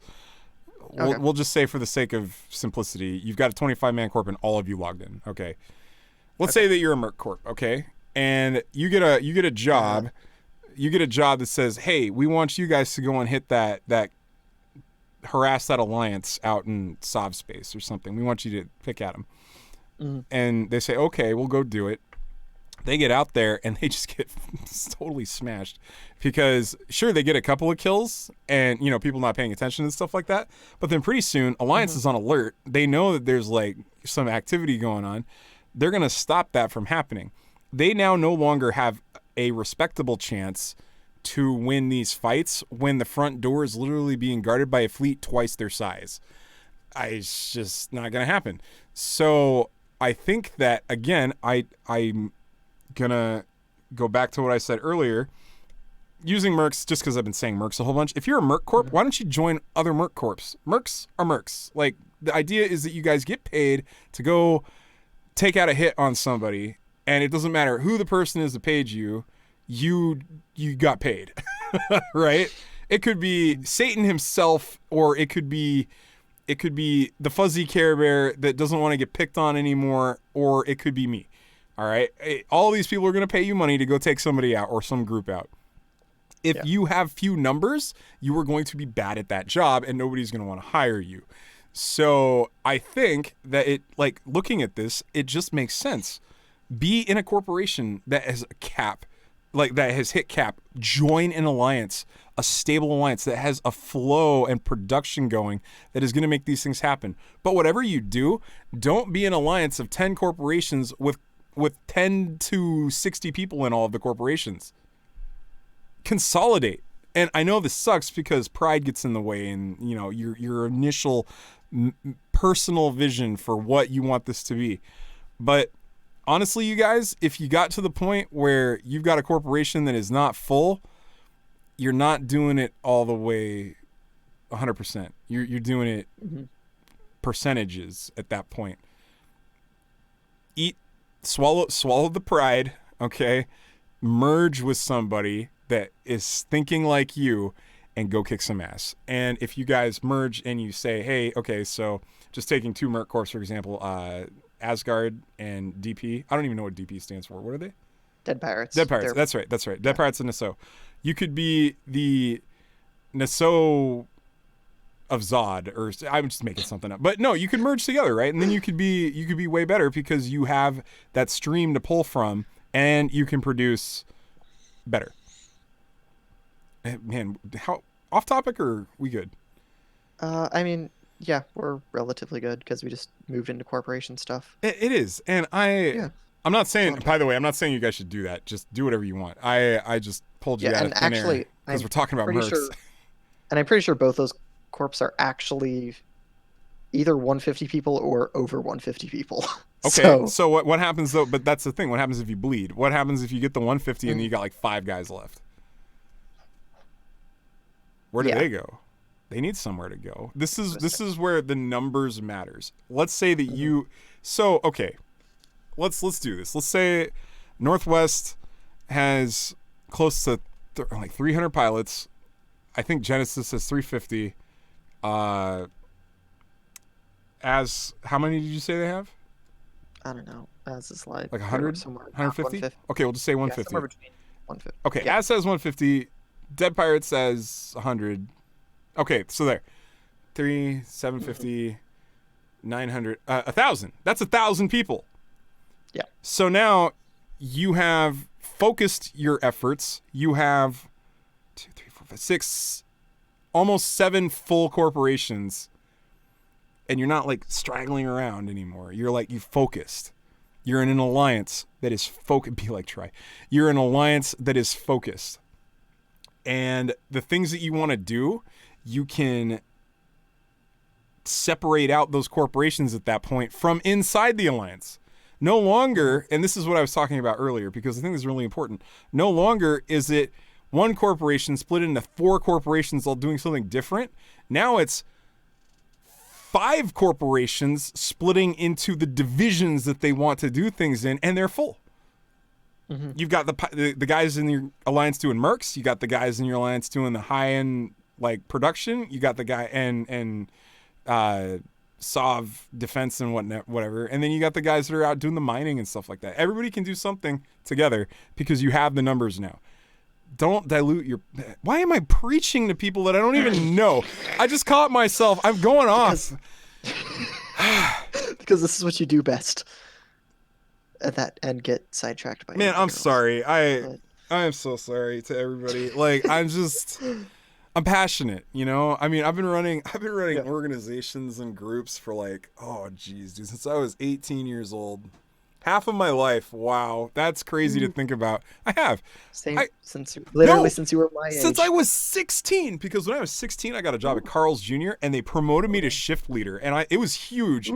They did it when I was 17 because they don't have shift leaders under the age of 18. Oh, wow. Don't call Carl's Jr. and complain about this, by the way, because who cares? This was 20 years ago.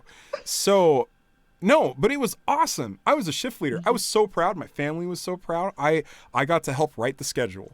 Okay, so leadership. Boom, got it. At the age of 17. That was so cool. So, yeah, I've been doing this for a long time, and I really am passionate about seeing groups succeed. Even if I don't care about you, I want to see you succeed because you bring something into my life that is content. Whether you're with me or against me, dude, these things that we do together make stories to talk about for years if you're into it. Yeah, we literally write the story of Second Galaxy, its players. And yeah, I like seeing potential friends rise up, potential enemies rise up, Yeah, just because it's going to make the game more fun for it is. everyone. It is. And so that's why I'm so desperate for these groups who are getting together right now, Northwest included. I don't want this to be a giant friggin' fizzle when the game hits, where nobody's doing anything, and because everybody's ditched because the game took so long to came out. Now I don't think that's gonna happen, but Yeah, I mean, you know, releasing in 9 days. yeah. I'm always approaching corporations. Well, not always approaching corporations, but I'm always talking to new corporations. Hey, dude, it's so great to see you. If you guys have any questions, please let us know. And us being Northwest, I also let them know that, hey, if you have any questions, go check out the website. But I then look to see if they're kind of in the similar vein of where I'm going with Northwest and say, hey, so we noticed that you guys are really in line with our vision. Like really in line. Like there's one group that I'm talking to right now who is in lockstep with our vision. And I said to them, yo, we would really like you to be a part of our vision because your vision is like ours. And we know that we have the capability and the way that we can split this up so that you do not feel left out from your original like branding and stuff like that. You can still be who you are when you pull people in saying we represent this group and we're just flying with Northwest or whatever. That means that they get all of the benefits of being in a large organized group that is hitting player caps, and they're not just fledgling about, because that is what kills. The more people that for every 10 people that you get in a corporation, 9 of them aren't going to care in 2 weeks. We just know it. We know that's going to happen. And then those corporations are going to fizzle and it's going to suck. And then all these groups that you've made friends or enemies with are finally going to be like, all right, so what's going on? Are we going to like hang out? Are we going to shoot each other? Or are we just going to stop playing the game? It's going to happen. So yeah, anyway, okay, I'm done with that. Merge with Northwest. No, I'm kidding. All right, your turn. Merge with Northwest or merge with each other and fight Northwest. Yeah, and honestly, if I haven't, and I'm just going to say this as a final aside, if I have not approached you, I'm not interested yet. All right, go ahead, dude. Okay. So, next question. What tools will be available for corporation leaders to run their corporation? So the answer for that is a corp CEO can assign roles to corp members. These members can help run the corp. Oh no! Okay. Wow, that was a lot of information there. Well, I think we need time to digest this. Okay, so yeah, go ahead, digest this for a minute. Answer the question already. Right? Though? Yeah, there was no answer. We asked what they can do, what tools corporation leaders have to assign roles, what roles they can give. We know that they can give out roles, but we want to know what roles they can give. That's right. Now let's talk. I'm gonna totally go there for a second again, but this is just, it's so funny. Open image and new tab. All right, so if we're talking about EVE Online, we get the Swiss cheese or the spreadsheet roles where they're literally in space. Oh my gosh. So those of you watching are going to see this and just feel like, what is this?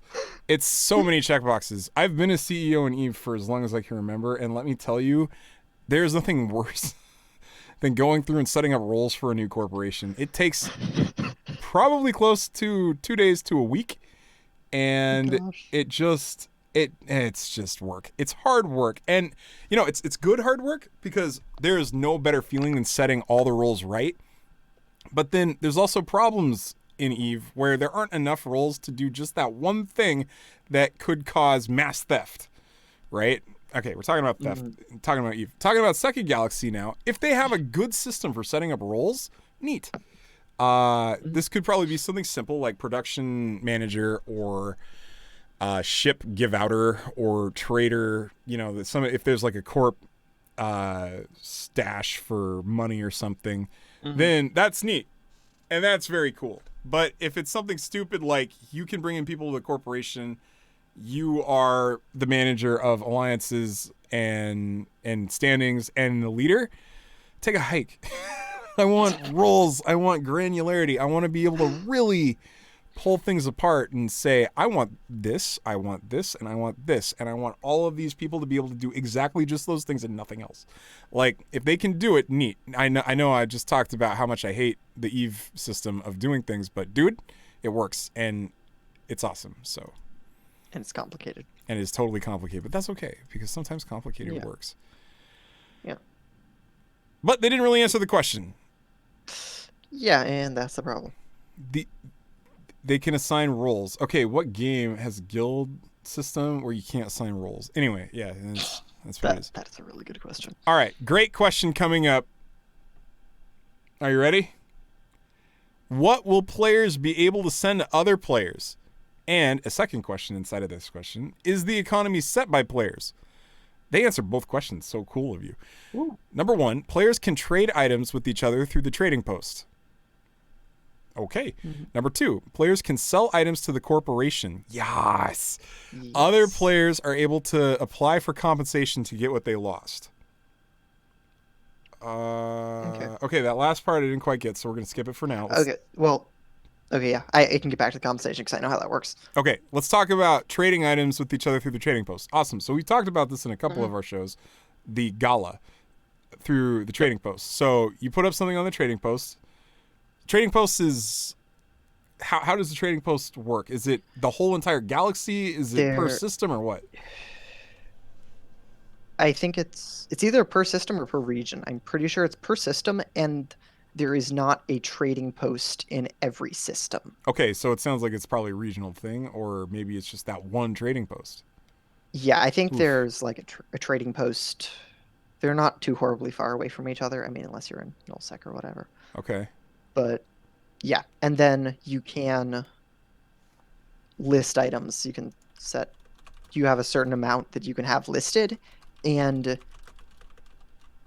you can only list it between 50% the market price and 150 the market price. The market price is just the average of all of the items of that type that were sold in the past 24 hours. Okay, say that again, just to be clear. Okay, or every day there is a market average set, and that average is the average of all of the items that were sold in the past 24 hours, in the last day.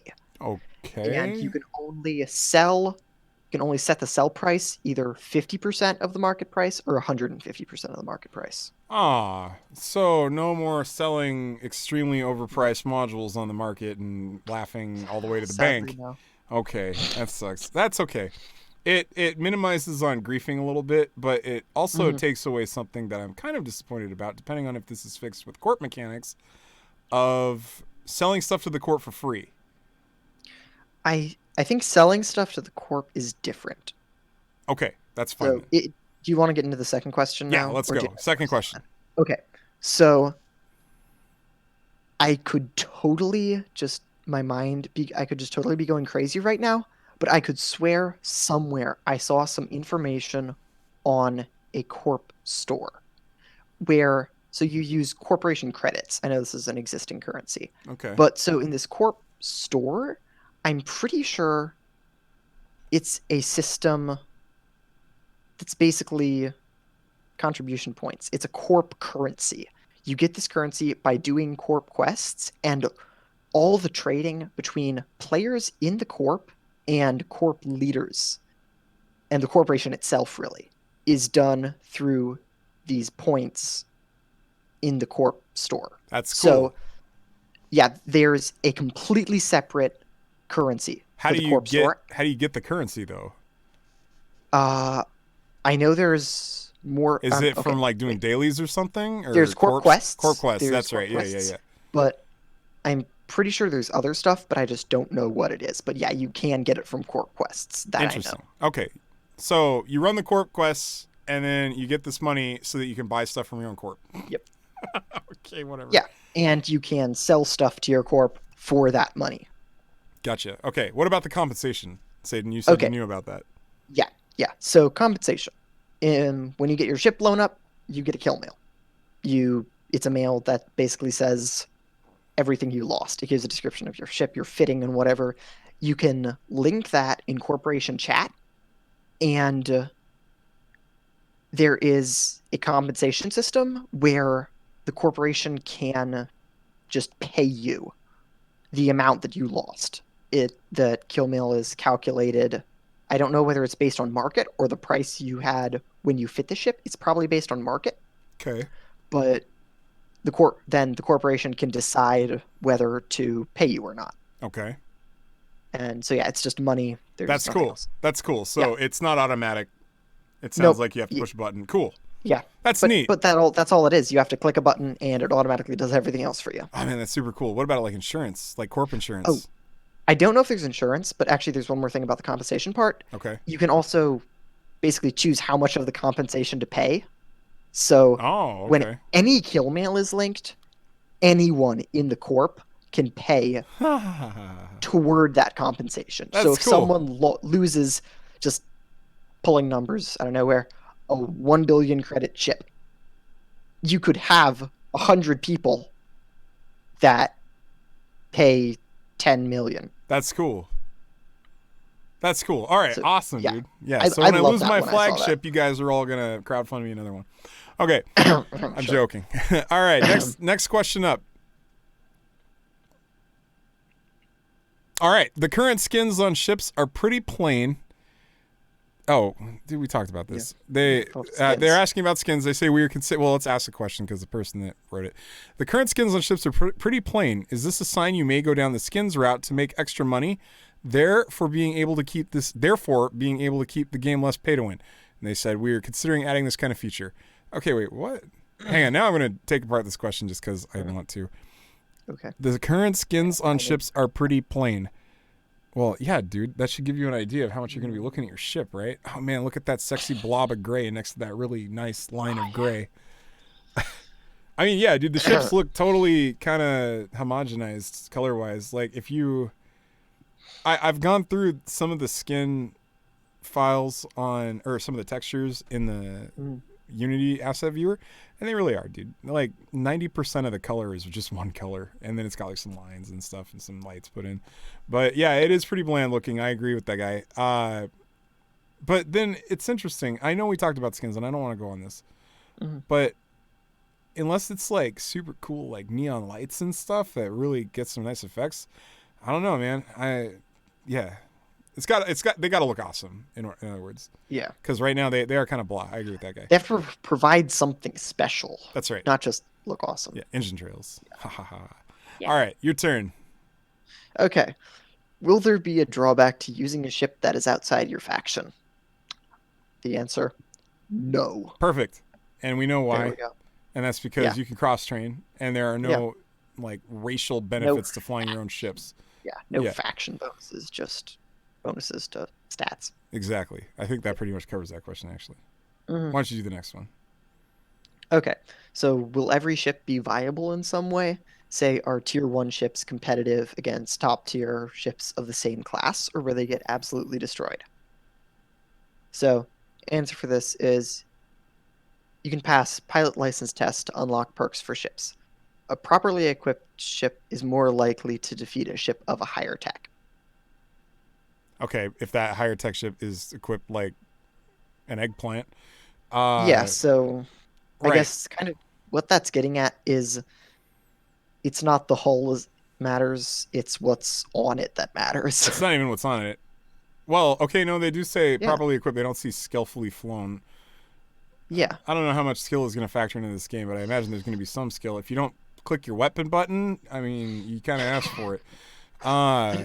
But does that classify under skill or just intelligence? Like being smart? Well, you can always blame lag.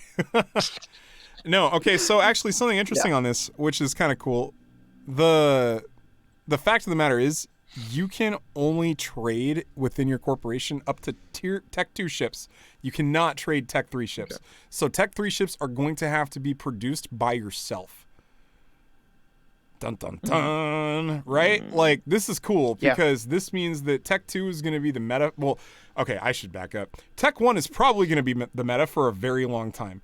The occasional Tech 2 ship thrown in, but Tech 2 ships are a whole other ball of wax, right? They don't necessarily do the Yeah. same things. Do they?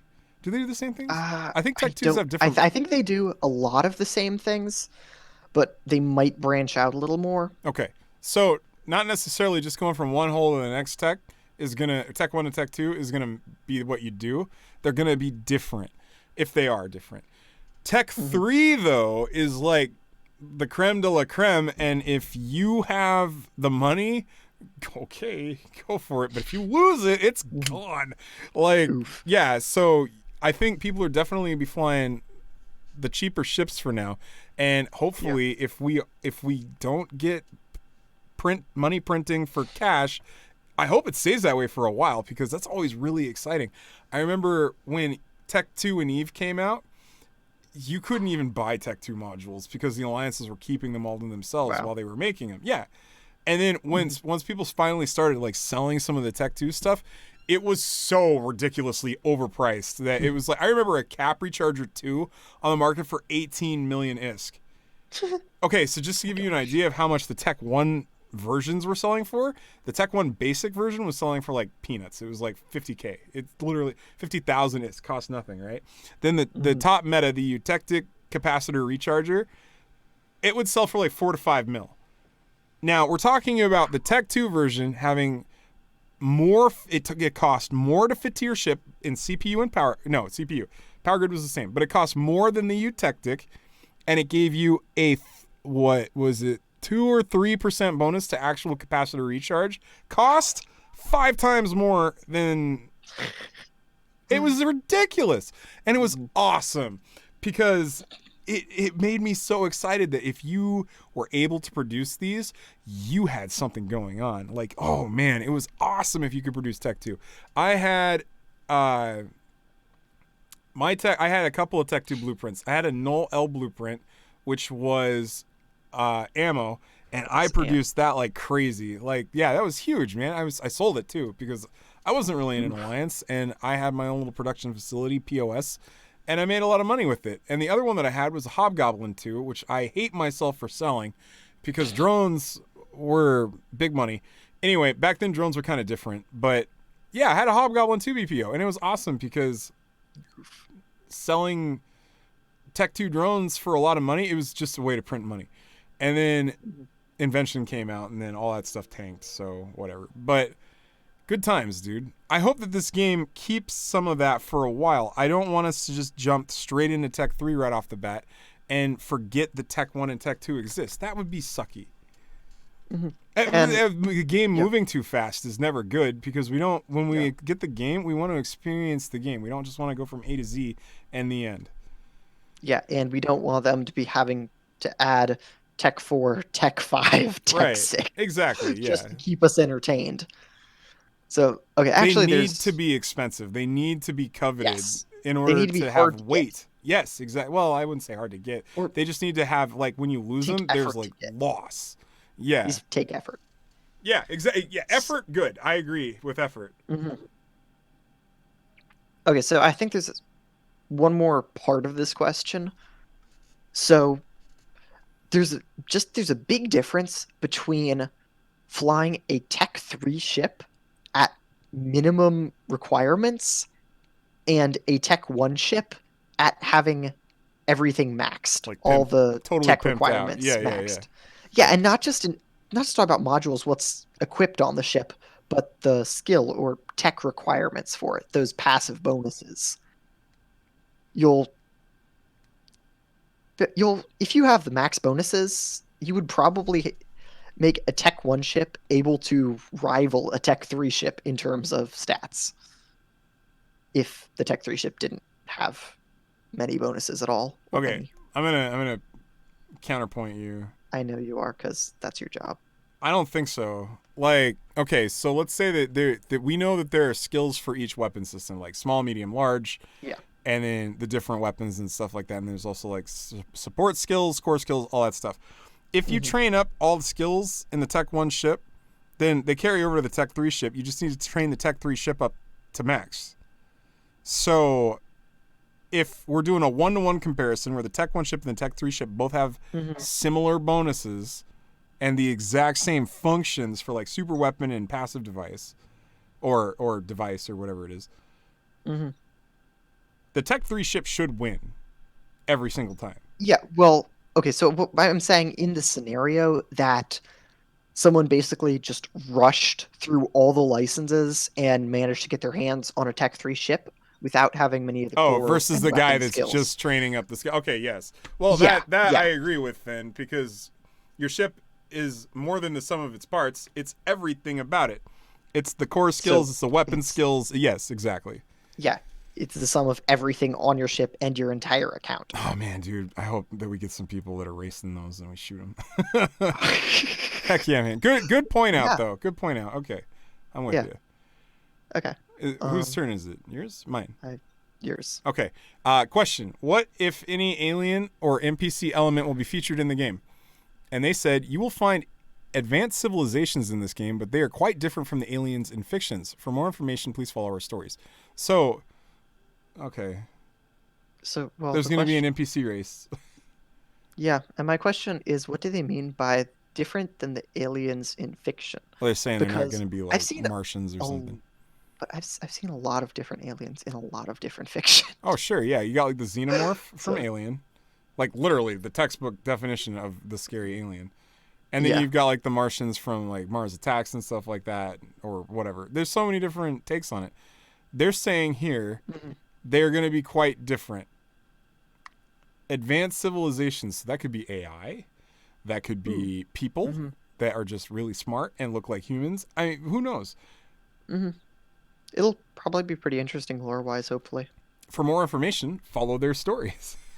Whoa. All right, next. Okay, so so in every game, combat system is important. How this is sorry, this is really scattered and Want me to hard to read it? read. Yeah, keep Okay, going. in every game, control and combat system is important. How is the control system in Second Galaxy? Does it give players the freedom to fly the ship as they wish? Is it use a joystick to move? And they answer, you can pilot your ship manually. We have some mechanics to make your operation simple. Thanks for the non-answer. Double click He and was talking force to about move what input forward. methods are there for you for playing the game. Pretty sure Hmm. it's going to be mouse and keyboard or use your finger. Well, I mean, that's all we know. I well, I mean, I think he was more talking about like how do you move your ship around, how do you attack, how do you target, etc. No, I disagree. He's talking about control input methods. He's talking about, does it give you freedom to fly the ship as you want? So The when I got Eve, I thought I could use a joystick to fly the ship around. You can't. That'll be You fine. have to use mouse and key. You use mouse to double click Mm, and fly in space. Two reasons for that. One, latency. You can't do that when you're getting 180 millisecond ping back. That's a 360 millisecond talk time to see what's happening after you do something. Yeah. That's a long time to wait when you're using a joystick, okay? That's not really playable. That's like super Mhm. laggy. If anybody has ever played it with their joystick and the screen shows anything any more than like a tenth of a second later than what you're doing, unplayable. You can't do it. You will get motion sickness. Um, he's asking controller possible. Can you steer your ship sort of thing? And the answer is no, dude. You gotta tap. Okay. Yeah. Yeah. So sorry. I mean, maybe the Steam client. Well, actually, we can go look right now, can't we? Can we? Steam Second Galaxy. Yeah, you can. Second, they'll say if it has controller Or what support. are we looking at? Oh, okay. Online multiplayer, MMO, in-app purchases, no controller support. Okay, yeah, mouse. Oof. It's that. That's it. I'm right. Praise me. Hail, I'm Sig. sorry. I know. Hail, our Lord and Savior. No. All right, go to next question. Okay. So this is the most important question that worries many players. Stop. Okay, this I've is the stopped. most This important is the most question important that question. worries many players. The question person asked. Continue. When a ship is destroyed by the enemy in PvP, all modules, even the high quality ones, will be destroyed. That was a question. Will Will it be possible to somehow save the ship or modules after the destruction? If there is such an opportunity, how will it be implemented? All right, so let's talk about this being the most important question. That's a pretty good question. Yeah. I don't think it's the most important one, but it's a good question. Okay, go for it, Seiden. Take away the answer here. Devs So, say, I mean, okay. When your ship is destroyed, you will use all attachments, modules, Yeah. lose, including weapons, devices, and components. The enemy that destroyed you will get some of your attachments, and the rest is destroyed. You can keep your pilot skills, researches, and implants. Okay, that's awesome. That's juice right Yes. there, actually. It would be This is a no good question. fun. This It is a would good be no question. fun. And the Like, reason it's a you good got- question is because the answer was great. Yeah. Okay. So, PvP, I blow up Seiden and laugh at him because he's potato. And cry. his loot drops. I get some of the loot. Does it transport to my cargo hold? Do I have to scoop a cargo can? How? I'm going one more. Always pushing the envelope. That's right. Well, you'd have to pry it out of my cold dead hands, literally. Oh, well, that's not hard. I'll just say, give me your stuff or you're kicked. Oh. No, I'm messing with you. No, but honestly though, how do we get the stuff? Yeah, How deep is this game? you'll have to fly to the wreck and loot it. Are you sure about And- that? I've heard stuff transports to your cargo, which is hilarious. Seriously? Yeah, I have. Seriously? I have, but I don't know if any of my sources are valid.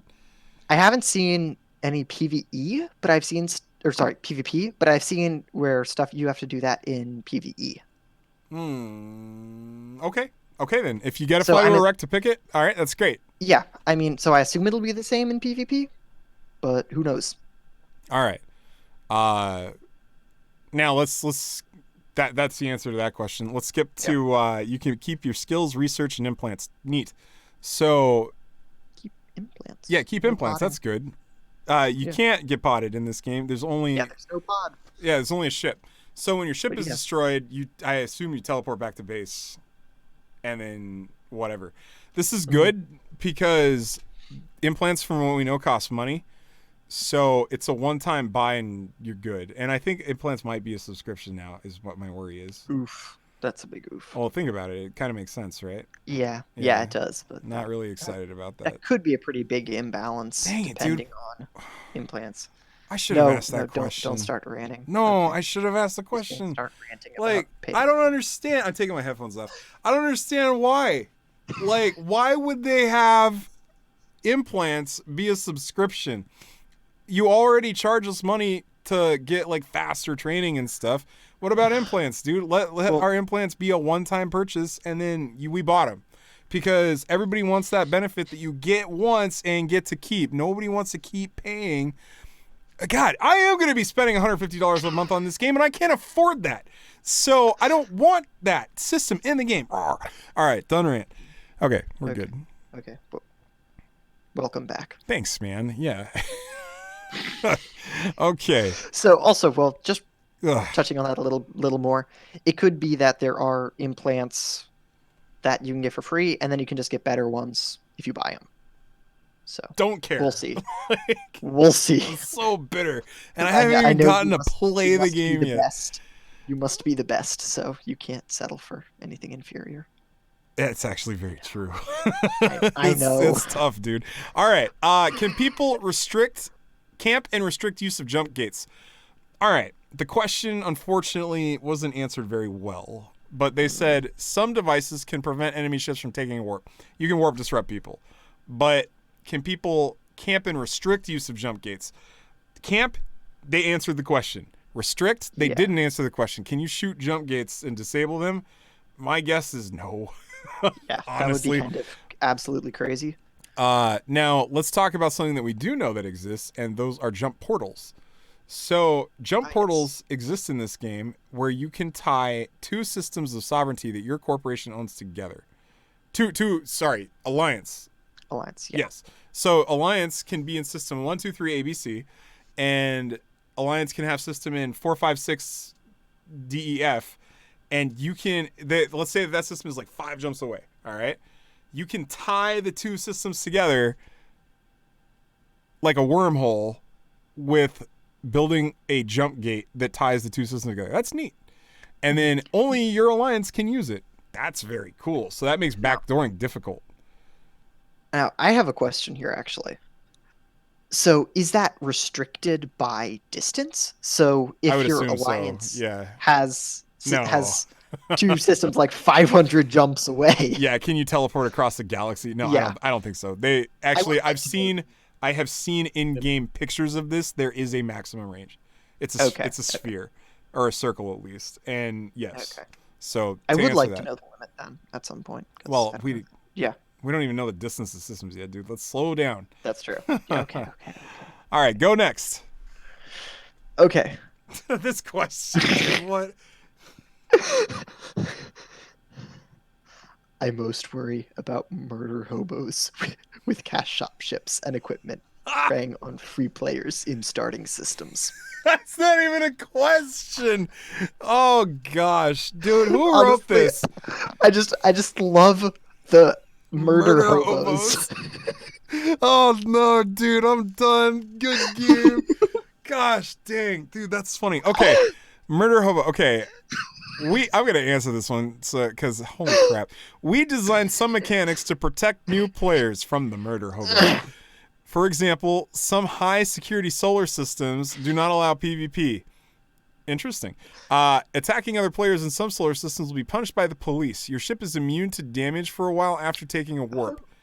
Oh. That last part, I did not know that, and that's nice. I don't know if it's after dropping out of warp or while you're in warp. Oh. Well, Okay. it says after. I know, after taking I a assume warp. you drop out of warp. That's what I'm thinking too. Okay, so let's talk about this one. This one's pretty cut and dry actually, but there's some nuance to it. Some high security solar systems do not allow PvP. Are those like the starter newbie tutorial systems, or are those all of high sec? But they say some. Some high security solar systems. Okay, so we've seen the map. There's green, yellow, and red, which is traditional EVE style. I imagine the green is legit no PvP. If I had to guess. So if you want to fly around in 1.0 Care Bear land, go for it. Enjoy your game of no products to get that are any good at all. You'll probably cap out on cruisers, and that will be it for you, unless you decide to venture out. Now, do I need to tell those people that they're playing the game wrong? No. And they're free to play it that way if they want to, because they're enjoying a game that is really pretty and fun. But don't leave and then bitch that you got shot out of the sky because you left. That's part of the game, my friends. As soon as you undock, you can be killed. You better be prepared for it. Yeah. Attacking other players in some solar systems will be punished by the police. Okay, so there's going to be a police response that shows up after you do the crime. Police show up and blow you up. Maybe. Probably. Well, I assume they will blow you up if they can. So if you're going to kill somebody, you better hurry. You definitely better hurry. I don't think or this be game... prepared to die. Yeah, I don't think this game supports platforms like in EVE where you could have like suicide gank catalysts that show up. One catalyst can blow up your cruiser or your mining barge or whatever. This game seems so much different. You only get 3 high slots for weapons, so that means unless those 3 weapons can dish it out, don't even try. Like I don't know. I don't want to go down this road either because we need to be in game for that. Yeah. Interesting though. So some high sec safe, some high sec not safe. And also there's there's no PvP no matter where you are. Well, you can't go into cast space, but until you're level 19. Yeah. So that kind of cuts out the starting system thing where you're not going to get someone who's level 50 or 60 or whatever max level is camping starting systems, killing players as soon as they start. That's good. You can't do that. That's not cool anyway. If you do that, you're literal scum. Okay. Yeah. 3 more questions. When will the United Solar Systems of Higara become available? If they are not available at launch and we are forced to pick a second choice. Okay. Once the USSH becomes available, will we be able to switch and transfer our game progress, or will the USSH begin at a higher level, or do we have to restart the game from the beginning to become the USSH? Holy crap. Just ask the question. We will introduce USSH in the future. Like the other 4 nations, you're allowed to choose USSH when creating your pilot. However, you cannot change your pilot nation after creation. Ha! I was right. DLC! Yes! You will be able to pilot USSH ships as long as you pass the pilot license test. Okay. So on a not so serious note, I was right. They are totally coming out later, and they're probably going to make you need to get a new account, spend money again, blah, blah, blah, if you want to be a USSH portrait. Haha, I was right. But I don't know if it's actually going to be literal DLC where you have to buy the USSH, right? Yeah, I highly doubt that. I do too, but I think that's funny. So you can't switch. So hopefully this game doesn't have a name transfer or name change either. That's something I just thought about. No. Yeah, hopefully not. That would be a great question. Yeah, I mean, it would be nice if you'd be able to like delete your write account. this down. Write this down. So if you wanted to like make a new account and take the same name, you would have to delete your first account entirely. And I'd be okay with that. Wait, what? No. So you get an alt account, right? Mm-hmm. Yeah, don't delete your main account. Why would you do that? Oh, somebody out there will do it. I know. If you want the same name. Yeah. Oh, gotcha. Okay. It's important, okay? I know. Okay. 2 more. Seiden, take away the second last here. Okay. Would the debris of destroyed ships be used as an obstacle? Like using it as a barrier to prevent being fired upon, and maybe require a piercing weapon to shoot through the hull of a destroyed ship to attack an enemy? And their answer? I like this answer, by the way. In our game, a ship does not become wreckage in the scene after being destroyed, so it can't be used as an obstacle. But your idea sounds really cool. Okay. It does actually say that. It does say that, and that's cool. And that is cool. Let's talk about some stuff, because everything that I know is not according to this. 1, we've seen wreckage in the game files. Ship wreckage exists, which is weird. I mean, I think what he's saying with wreckage is it doesn't have mass. It's not something that will be on the field that you can collide with. It's just going to be there visually. Yeah, that's true, but no, because yes and no at the same time. A ship does not become wreckage. So, is there a wreck? Is there a left behind ship model that you can just pass through? What are we looking at here? Tough, man. They didn't answer it all the way. I don't know. I'm assuming that that's a translation issue, because I'm assuming this is translated. It is. So I think they're just meaning it doesn't become a wreck that can be used as an obstacle. Yeah. And that's interesting. And I think that's just all they're saying. Not that they're saying it doesn't, there's no wrecked ship. Yeah. Now, something interesting, too, I want to add is it's really crazy. This game, actually, you can fly through everything.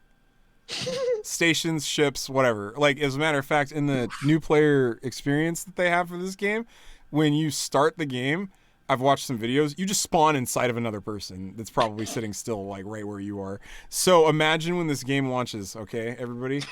I strongly suggest, if you're listening to this show, I'm giving you the biggest leg up ever, start the game on lowest graphic settings, because literally the second that this game comes out, everybody's going to be outside in the same place that you are, and it's going to be just so many ships.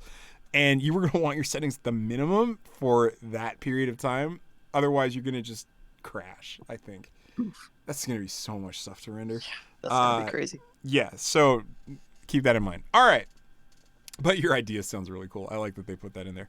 Yeah. All right, and this is the last question for the Dev AMA. Question, this is just my curiosity. How did you guys come up with this idea? Like, what inspired it? I totally wanted to ask this question on our Dev. This was the first question that I had, too, so I'm glad that they asked this. For example, how did you decide to come up with cruiser class, battleship class, etc.? My answer, they copied EVE Online. Their answer, we want to make a game that allows players to pilot spaceships and fight for sovereignty in space. All players play the game on one server. Thank you for the answer. That really didn't answer anything, but cool. That sounds like a description of EVE. That's right. Zlong, thank you so much for the AMA that you made for the players available. That was really awesome. Now we are going to shift gears immediately into our AMA with our people out here. And basically, we are the main frequency. You guys can always ask us questions, and we will spend the last few minutes of our podcast answering what you've got. If you have a question to ask, go to twitter.com/mainfrequency and ask your questions. We are dying for our first question to answer. Nobody has asked a question on our Twitter yet. How many followers are we up to today? Sad. 4 followers. All right, so we got one more follower than we had last week. That's good. We're getting about 1 follower per episode. Yay us. Good news. I think I need to follow, actually. In the meantime, Seiden, is the thing that we were talking about right before we went live done, or do we need to wait? The thing we were talking about. I don't know. Oh, that. It's not completely done. Okay. We just need to do the finishing touches on it. Okay. I'm gonna announce this, and you're gonna finish it after the podcast, okay? Yeah. So, Yeah. Main Frequency has a Patreon going live. I said it. I don't know if I said it last week in After Hours or something, but we've been doing the show every week for the past month, and we're really excited about this game. Mm-hmm. We think that if you guys would like to support us, we can get Seiden a new camera, a webcam, and a microphone. Because we love Seiden. I'm using my phone now. I'm using my phone as a webcam. Yeah. And that might not matter to the listeners of the podcast, but for the viewers, definitely having a better microphone is like of utmost priority, because Seiden, your microphone actually sounds pretty good this week. Oof. Yeah. But honestly, I mean, it's a headset mic, so. Yeah. So we'll have the Patreon up. What's the Patreon's link? Is it patreon.com/mainfrequency or what? I need to check. Oh gosh. Okay.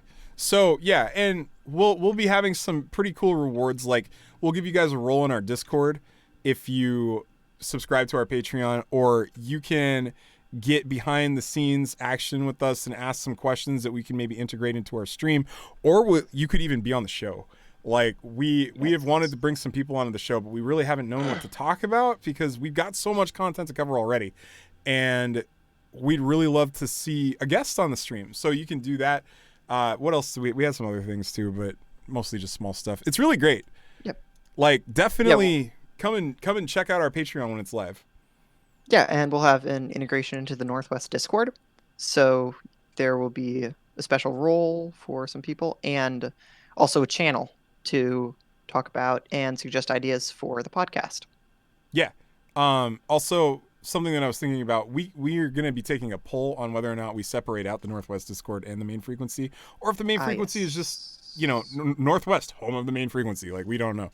When I started the main frequency, I wasn't even really thinking that much about Northwest because it was just such a drop in the ocean.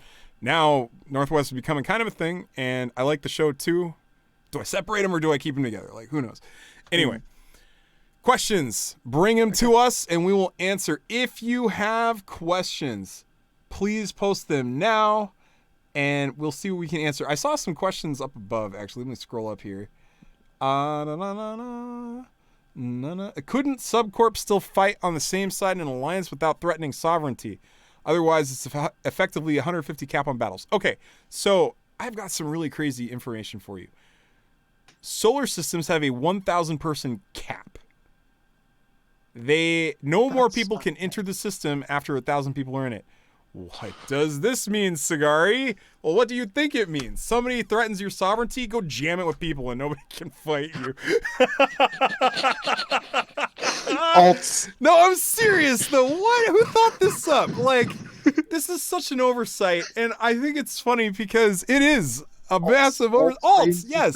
All right, so let me log in all 10 of my alts. 100 people do that. Boom. System now capped. Like, hey, system locked down. That's literally disgusting, man. Like, who thought that up? Needs to be fired. But honestly, it's funny, and the question is totally valid because subcorps can fight. So let's say that we're in our alliance, okay, and somebody shows up to Corp A's door to shoot it, okay. Corp A, Corp B, and Corp C can all show up to defend because the ships can shoot each other. It's sovereign space, right? So there's no, like, crimes or anything like that. So, yes, you expect that to happen. that answers that question. Honestly, I am dead serious when I say it's so cheesy and it's totally going to be exploited. That people are going to create alts and jam their systems up with it. They're going to create alts. They're going to level to 19. There's going to be a lot of multi-boxing happening these first few days. And it's going to happen. So, crap. Plus, if you're legit multi-boxing, think of all of the multicasting that players are going to be doing on the PC. Gosh. Oh, okay. Missions. And if the missions are exactly the same, ouch. Like, multicasting, you just got 5 players to level 50 playing one set of inputs the entire time. No. Yeah. And also, oh man, if the screens are exactly the same, you could just sync instances of emulators. Yeah. And just level 8 accounts at the same time. Yeah, exactly. One input casting terrifying. for all those accounts. Not a good thing. So macros for leveling accounts up to 19 or whatever. Just set up a script. I don't want to keep talking about this because it worries me, and anybody This is that getting hears too it is going to depressing. start thinking about it. Yeah. Okay, next question. Can one SOV area have more than one gate? Like, could you have one area linked to 5 others? Yes. And that's just the natural map. Like, a map has multiple entries or a system has multiple entries and exits, and then you can also add in your jump gate, your jump portal, which can go to one system of your choosing. Okay, so I actually have a question on that. What's the limitation on that sovereignty jump thing? Jump portal? We don't. Yeah, so I don't think we know yet. I think it's just you link it to a system and that's it. So I was wondering if there's like a cooldown, like it can only be used for 1 hour, and then it has an 8-hour cooldown, or just like stuff jump like that. Fatigue or something. Yeah, I don't know. Not jump fatigue, but I mean the life of the gate itself, basically. Like if it needs, after an hour of use, it needs 8 hours to recharge before it can be used again for an hour. That's a great question. I think, it would be kind of abusive if you could just jump back and forth like the 2 hottest areas all the time. I mean, I'm sure there's limitation, but I just would be interested in knowing what that is. Right. We don't know yet. Yeah, okay. Too much we don't know without the game. That's that question that Tatros just asked. Does corp portals have a cooldown? We don't know. I mean, do we want them to have a cooldown, or do we want them to be just kind of come and go as you please? It would be nice, actually, to be able to build your own jump gate. And just use it. That would be cool. And maybe have a like deconstruction and reconstruction time or something, where if you want to move it, change the location to connect to different systems, you have to have like 12 hours or 24 hours. Yeah, I was thinking if you want to have it go somewhere else, it's like 24-hour realign time. Yeah. That could be cool, yeah. Can corporations hop in and out of an alliance freely? We don't know. Yeah. We don't even know if players can hop in and out of corporations freely. So apparently in beta they could. There was no cooldown for moving between corporations, and it was something that a lot of the Chinese players were abusing. So they would move their players into the corporation for the production daily bonuses, then move them out and give their other corporation bonuses, then move them out. So you had 1,000 people rotating through all 5 corporations, bonusing the crap out of it, and that is how they got their flagships. Oof. Yeah, I know, right? That's funny. So I think they might patch that. It's smart but crazy. It is smart. It's an abuse is what it is. Yeah. What I'd like is if basically after you join a corp, there would be a cooldown before you can join another corp. Yeah, that's so basically standard. You could. Well, no, it's usually a cooldown after you leave a corp. So after you leave a group, you would have like 24 hours before you can join another one. So you'd be 24 hours alone. Right. What I'm saying is after you join, so when you leave, you can directly join another corp. But there would be a 24-hour cooldown, so you couldn't jump to another corp. You couldn't jump to a third one. Okay. You lost me. So player joins corp, leaves, 24-hour cooldown. Joins corp B, leaves, then what? No, so player A is in corp A. Yeah. Player 1 is in corp A. Player 1 is in corp A. He's been in corp A for a week. Okay. He leaves corp A, he can directly join corp B. Oh, with no cooldown. With no cooldown. Okay. But if he leaves corp B and wants to join corp C, he'd have to wait. So that would let you swap corps instantly, but you couldn't Go just back. go from Corp 1, 2, 3, 4 and just keep going down the line and Okay. getting all the bonuses. All right. I like it, but I don't like it at the same time because it just promotes that abuse. Well, not as much, and it would No, it totally enable does. some. It does. Check it out. You've got Corp A building their flagship on Monday.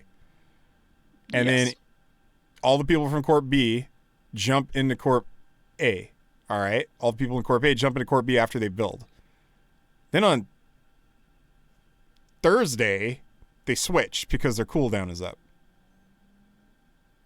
Can still be abused, dude.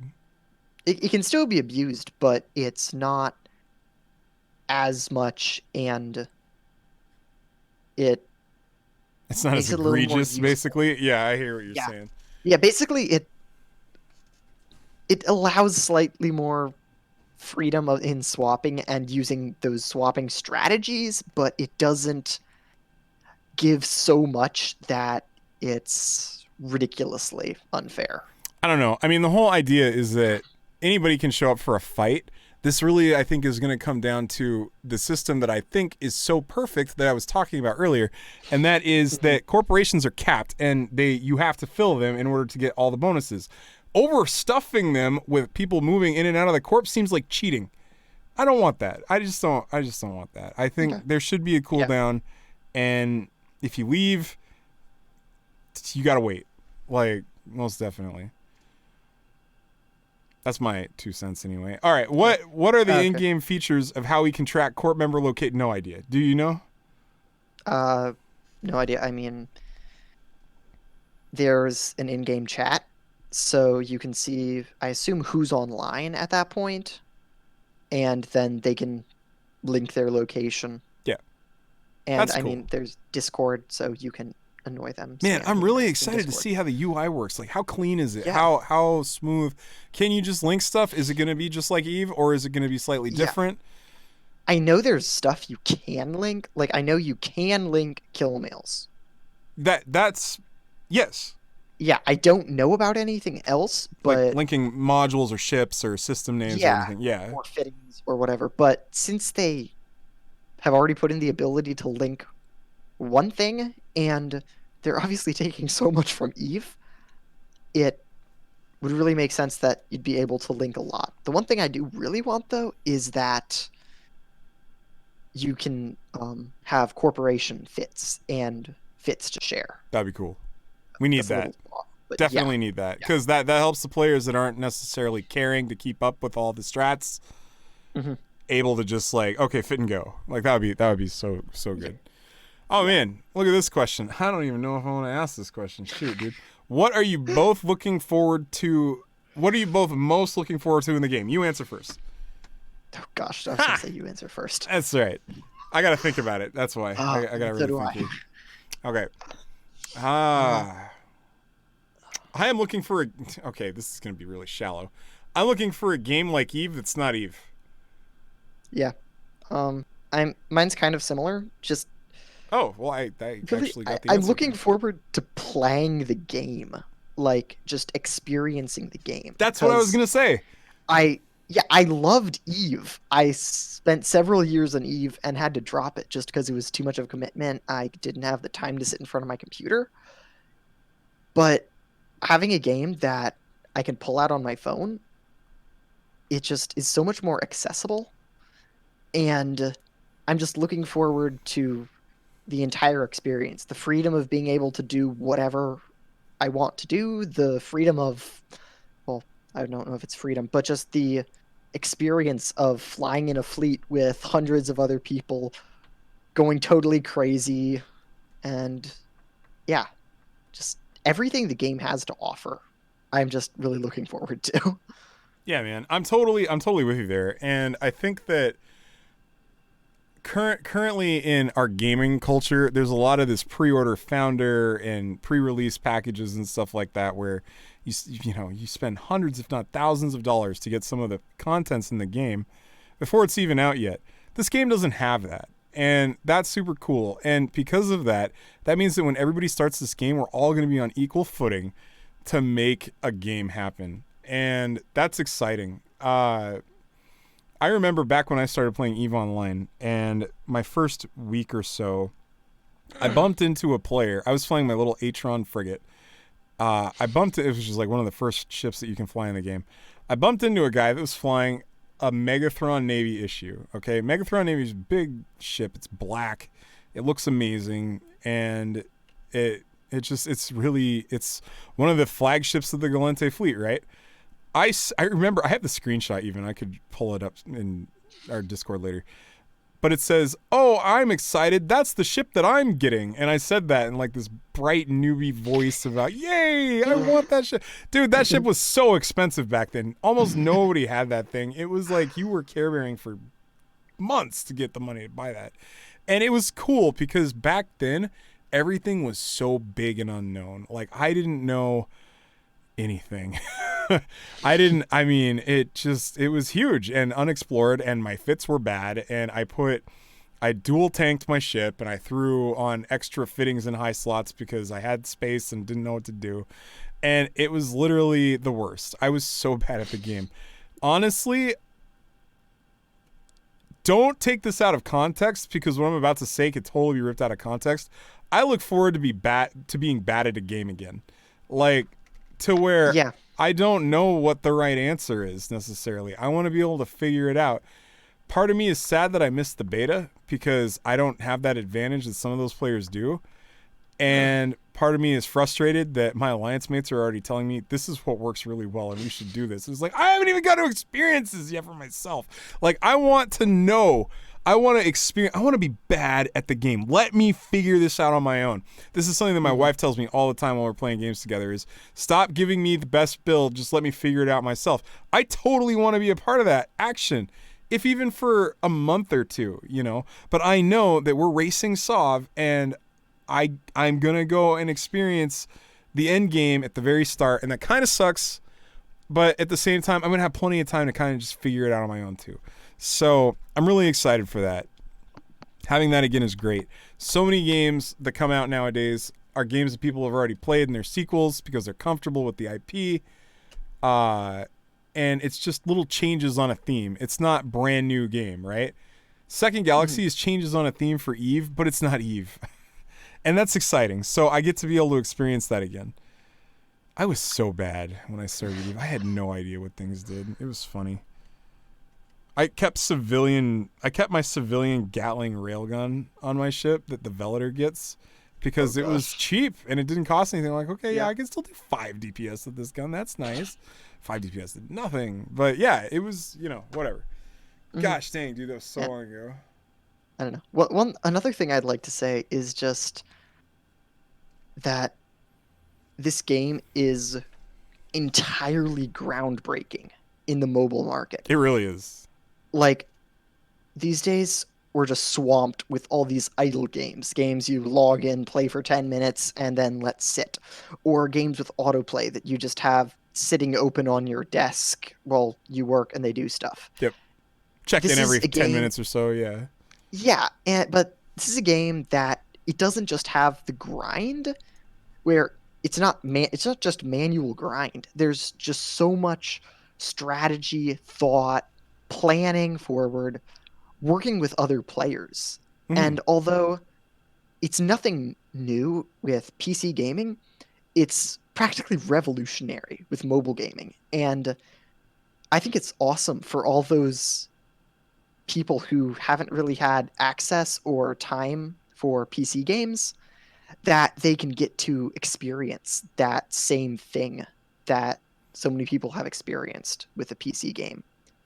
And I think it's just going to show how mobile is becoming such a big medium now. And honestly, I'm looking forward to all the other games that are going to come to mobile like this. The mobile gaming is like one of the biggest moneymakers right now, like, period. Mobile gaming has already gotten that status. It's huge. Yeah, it's good to be getting some differences now, though, like some different new fresh breath of air. It doesn't have the same gameplay. Right. I hear you. I'm excited. Well, one more question, and then let's get out of here. Okay. For the people that want this game to be different than Eve, how crucial will good lore and quest flavor be for keeping the player base interested? Pretty huge. I liked Eve because I would scroll through the market and read the descriptions of things, and there was little bits of flavor text in there. And then so you had description, which was like a blurb about the thing, and then you had all of the hard stats. If you wanted to like know what the weapon did point for point, you just went to the attributes tab. But if you wanted to experience some of that flavor, you read the description. The description was nice. It like here, I'll pull one up really quick. So here, this is reading Arcanor, which is one of the top end Eve ores that you can mine in the game. And the description is the rarest and most sought after ore in the known world. A sizable nugget of this can sweep anyone from rags to riches in no time. Arcanor has the largest amount of megasite of any ore and also contains some Zydrine and Tritanium. The portion size for refining is 200 ore units. So that's awesome, dude. I loved reading that stuff. Like, I can tell you about how Pyroxers requires deep core refining to get the small amount of Noxium out of it, which is total flavor and doesn't mean anything. And it caused players to go into the help channels and say, what's deep core refining? It's nothing. It's flavor text, even though there was deep core mining. So it was rich and deep and complex, and I liked it. It had good flavor. It was exciting to read through all that stuff. So I would just page through the market reading everything and just soak it all up. And I hope that that's in this game too, because I want to spend some of that time soaking up some of that flavor and some of that lore. It's good. Honestly, I didn't care too much about Eve lore, but I cared about the flavor because the flavor I was invested in makes your ship, right? Sorry, I get really excited because I want that back. Like, I can no longer say that there's nothing in Eve that I don't know. I'm serious, dude. I could do anything in that game in my sleep.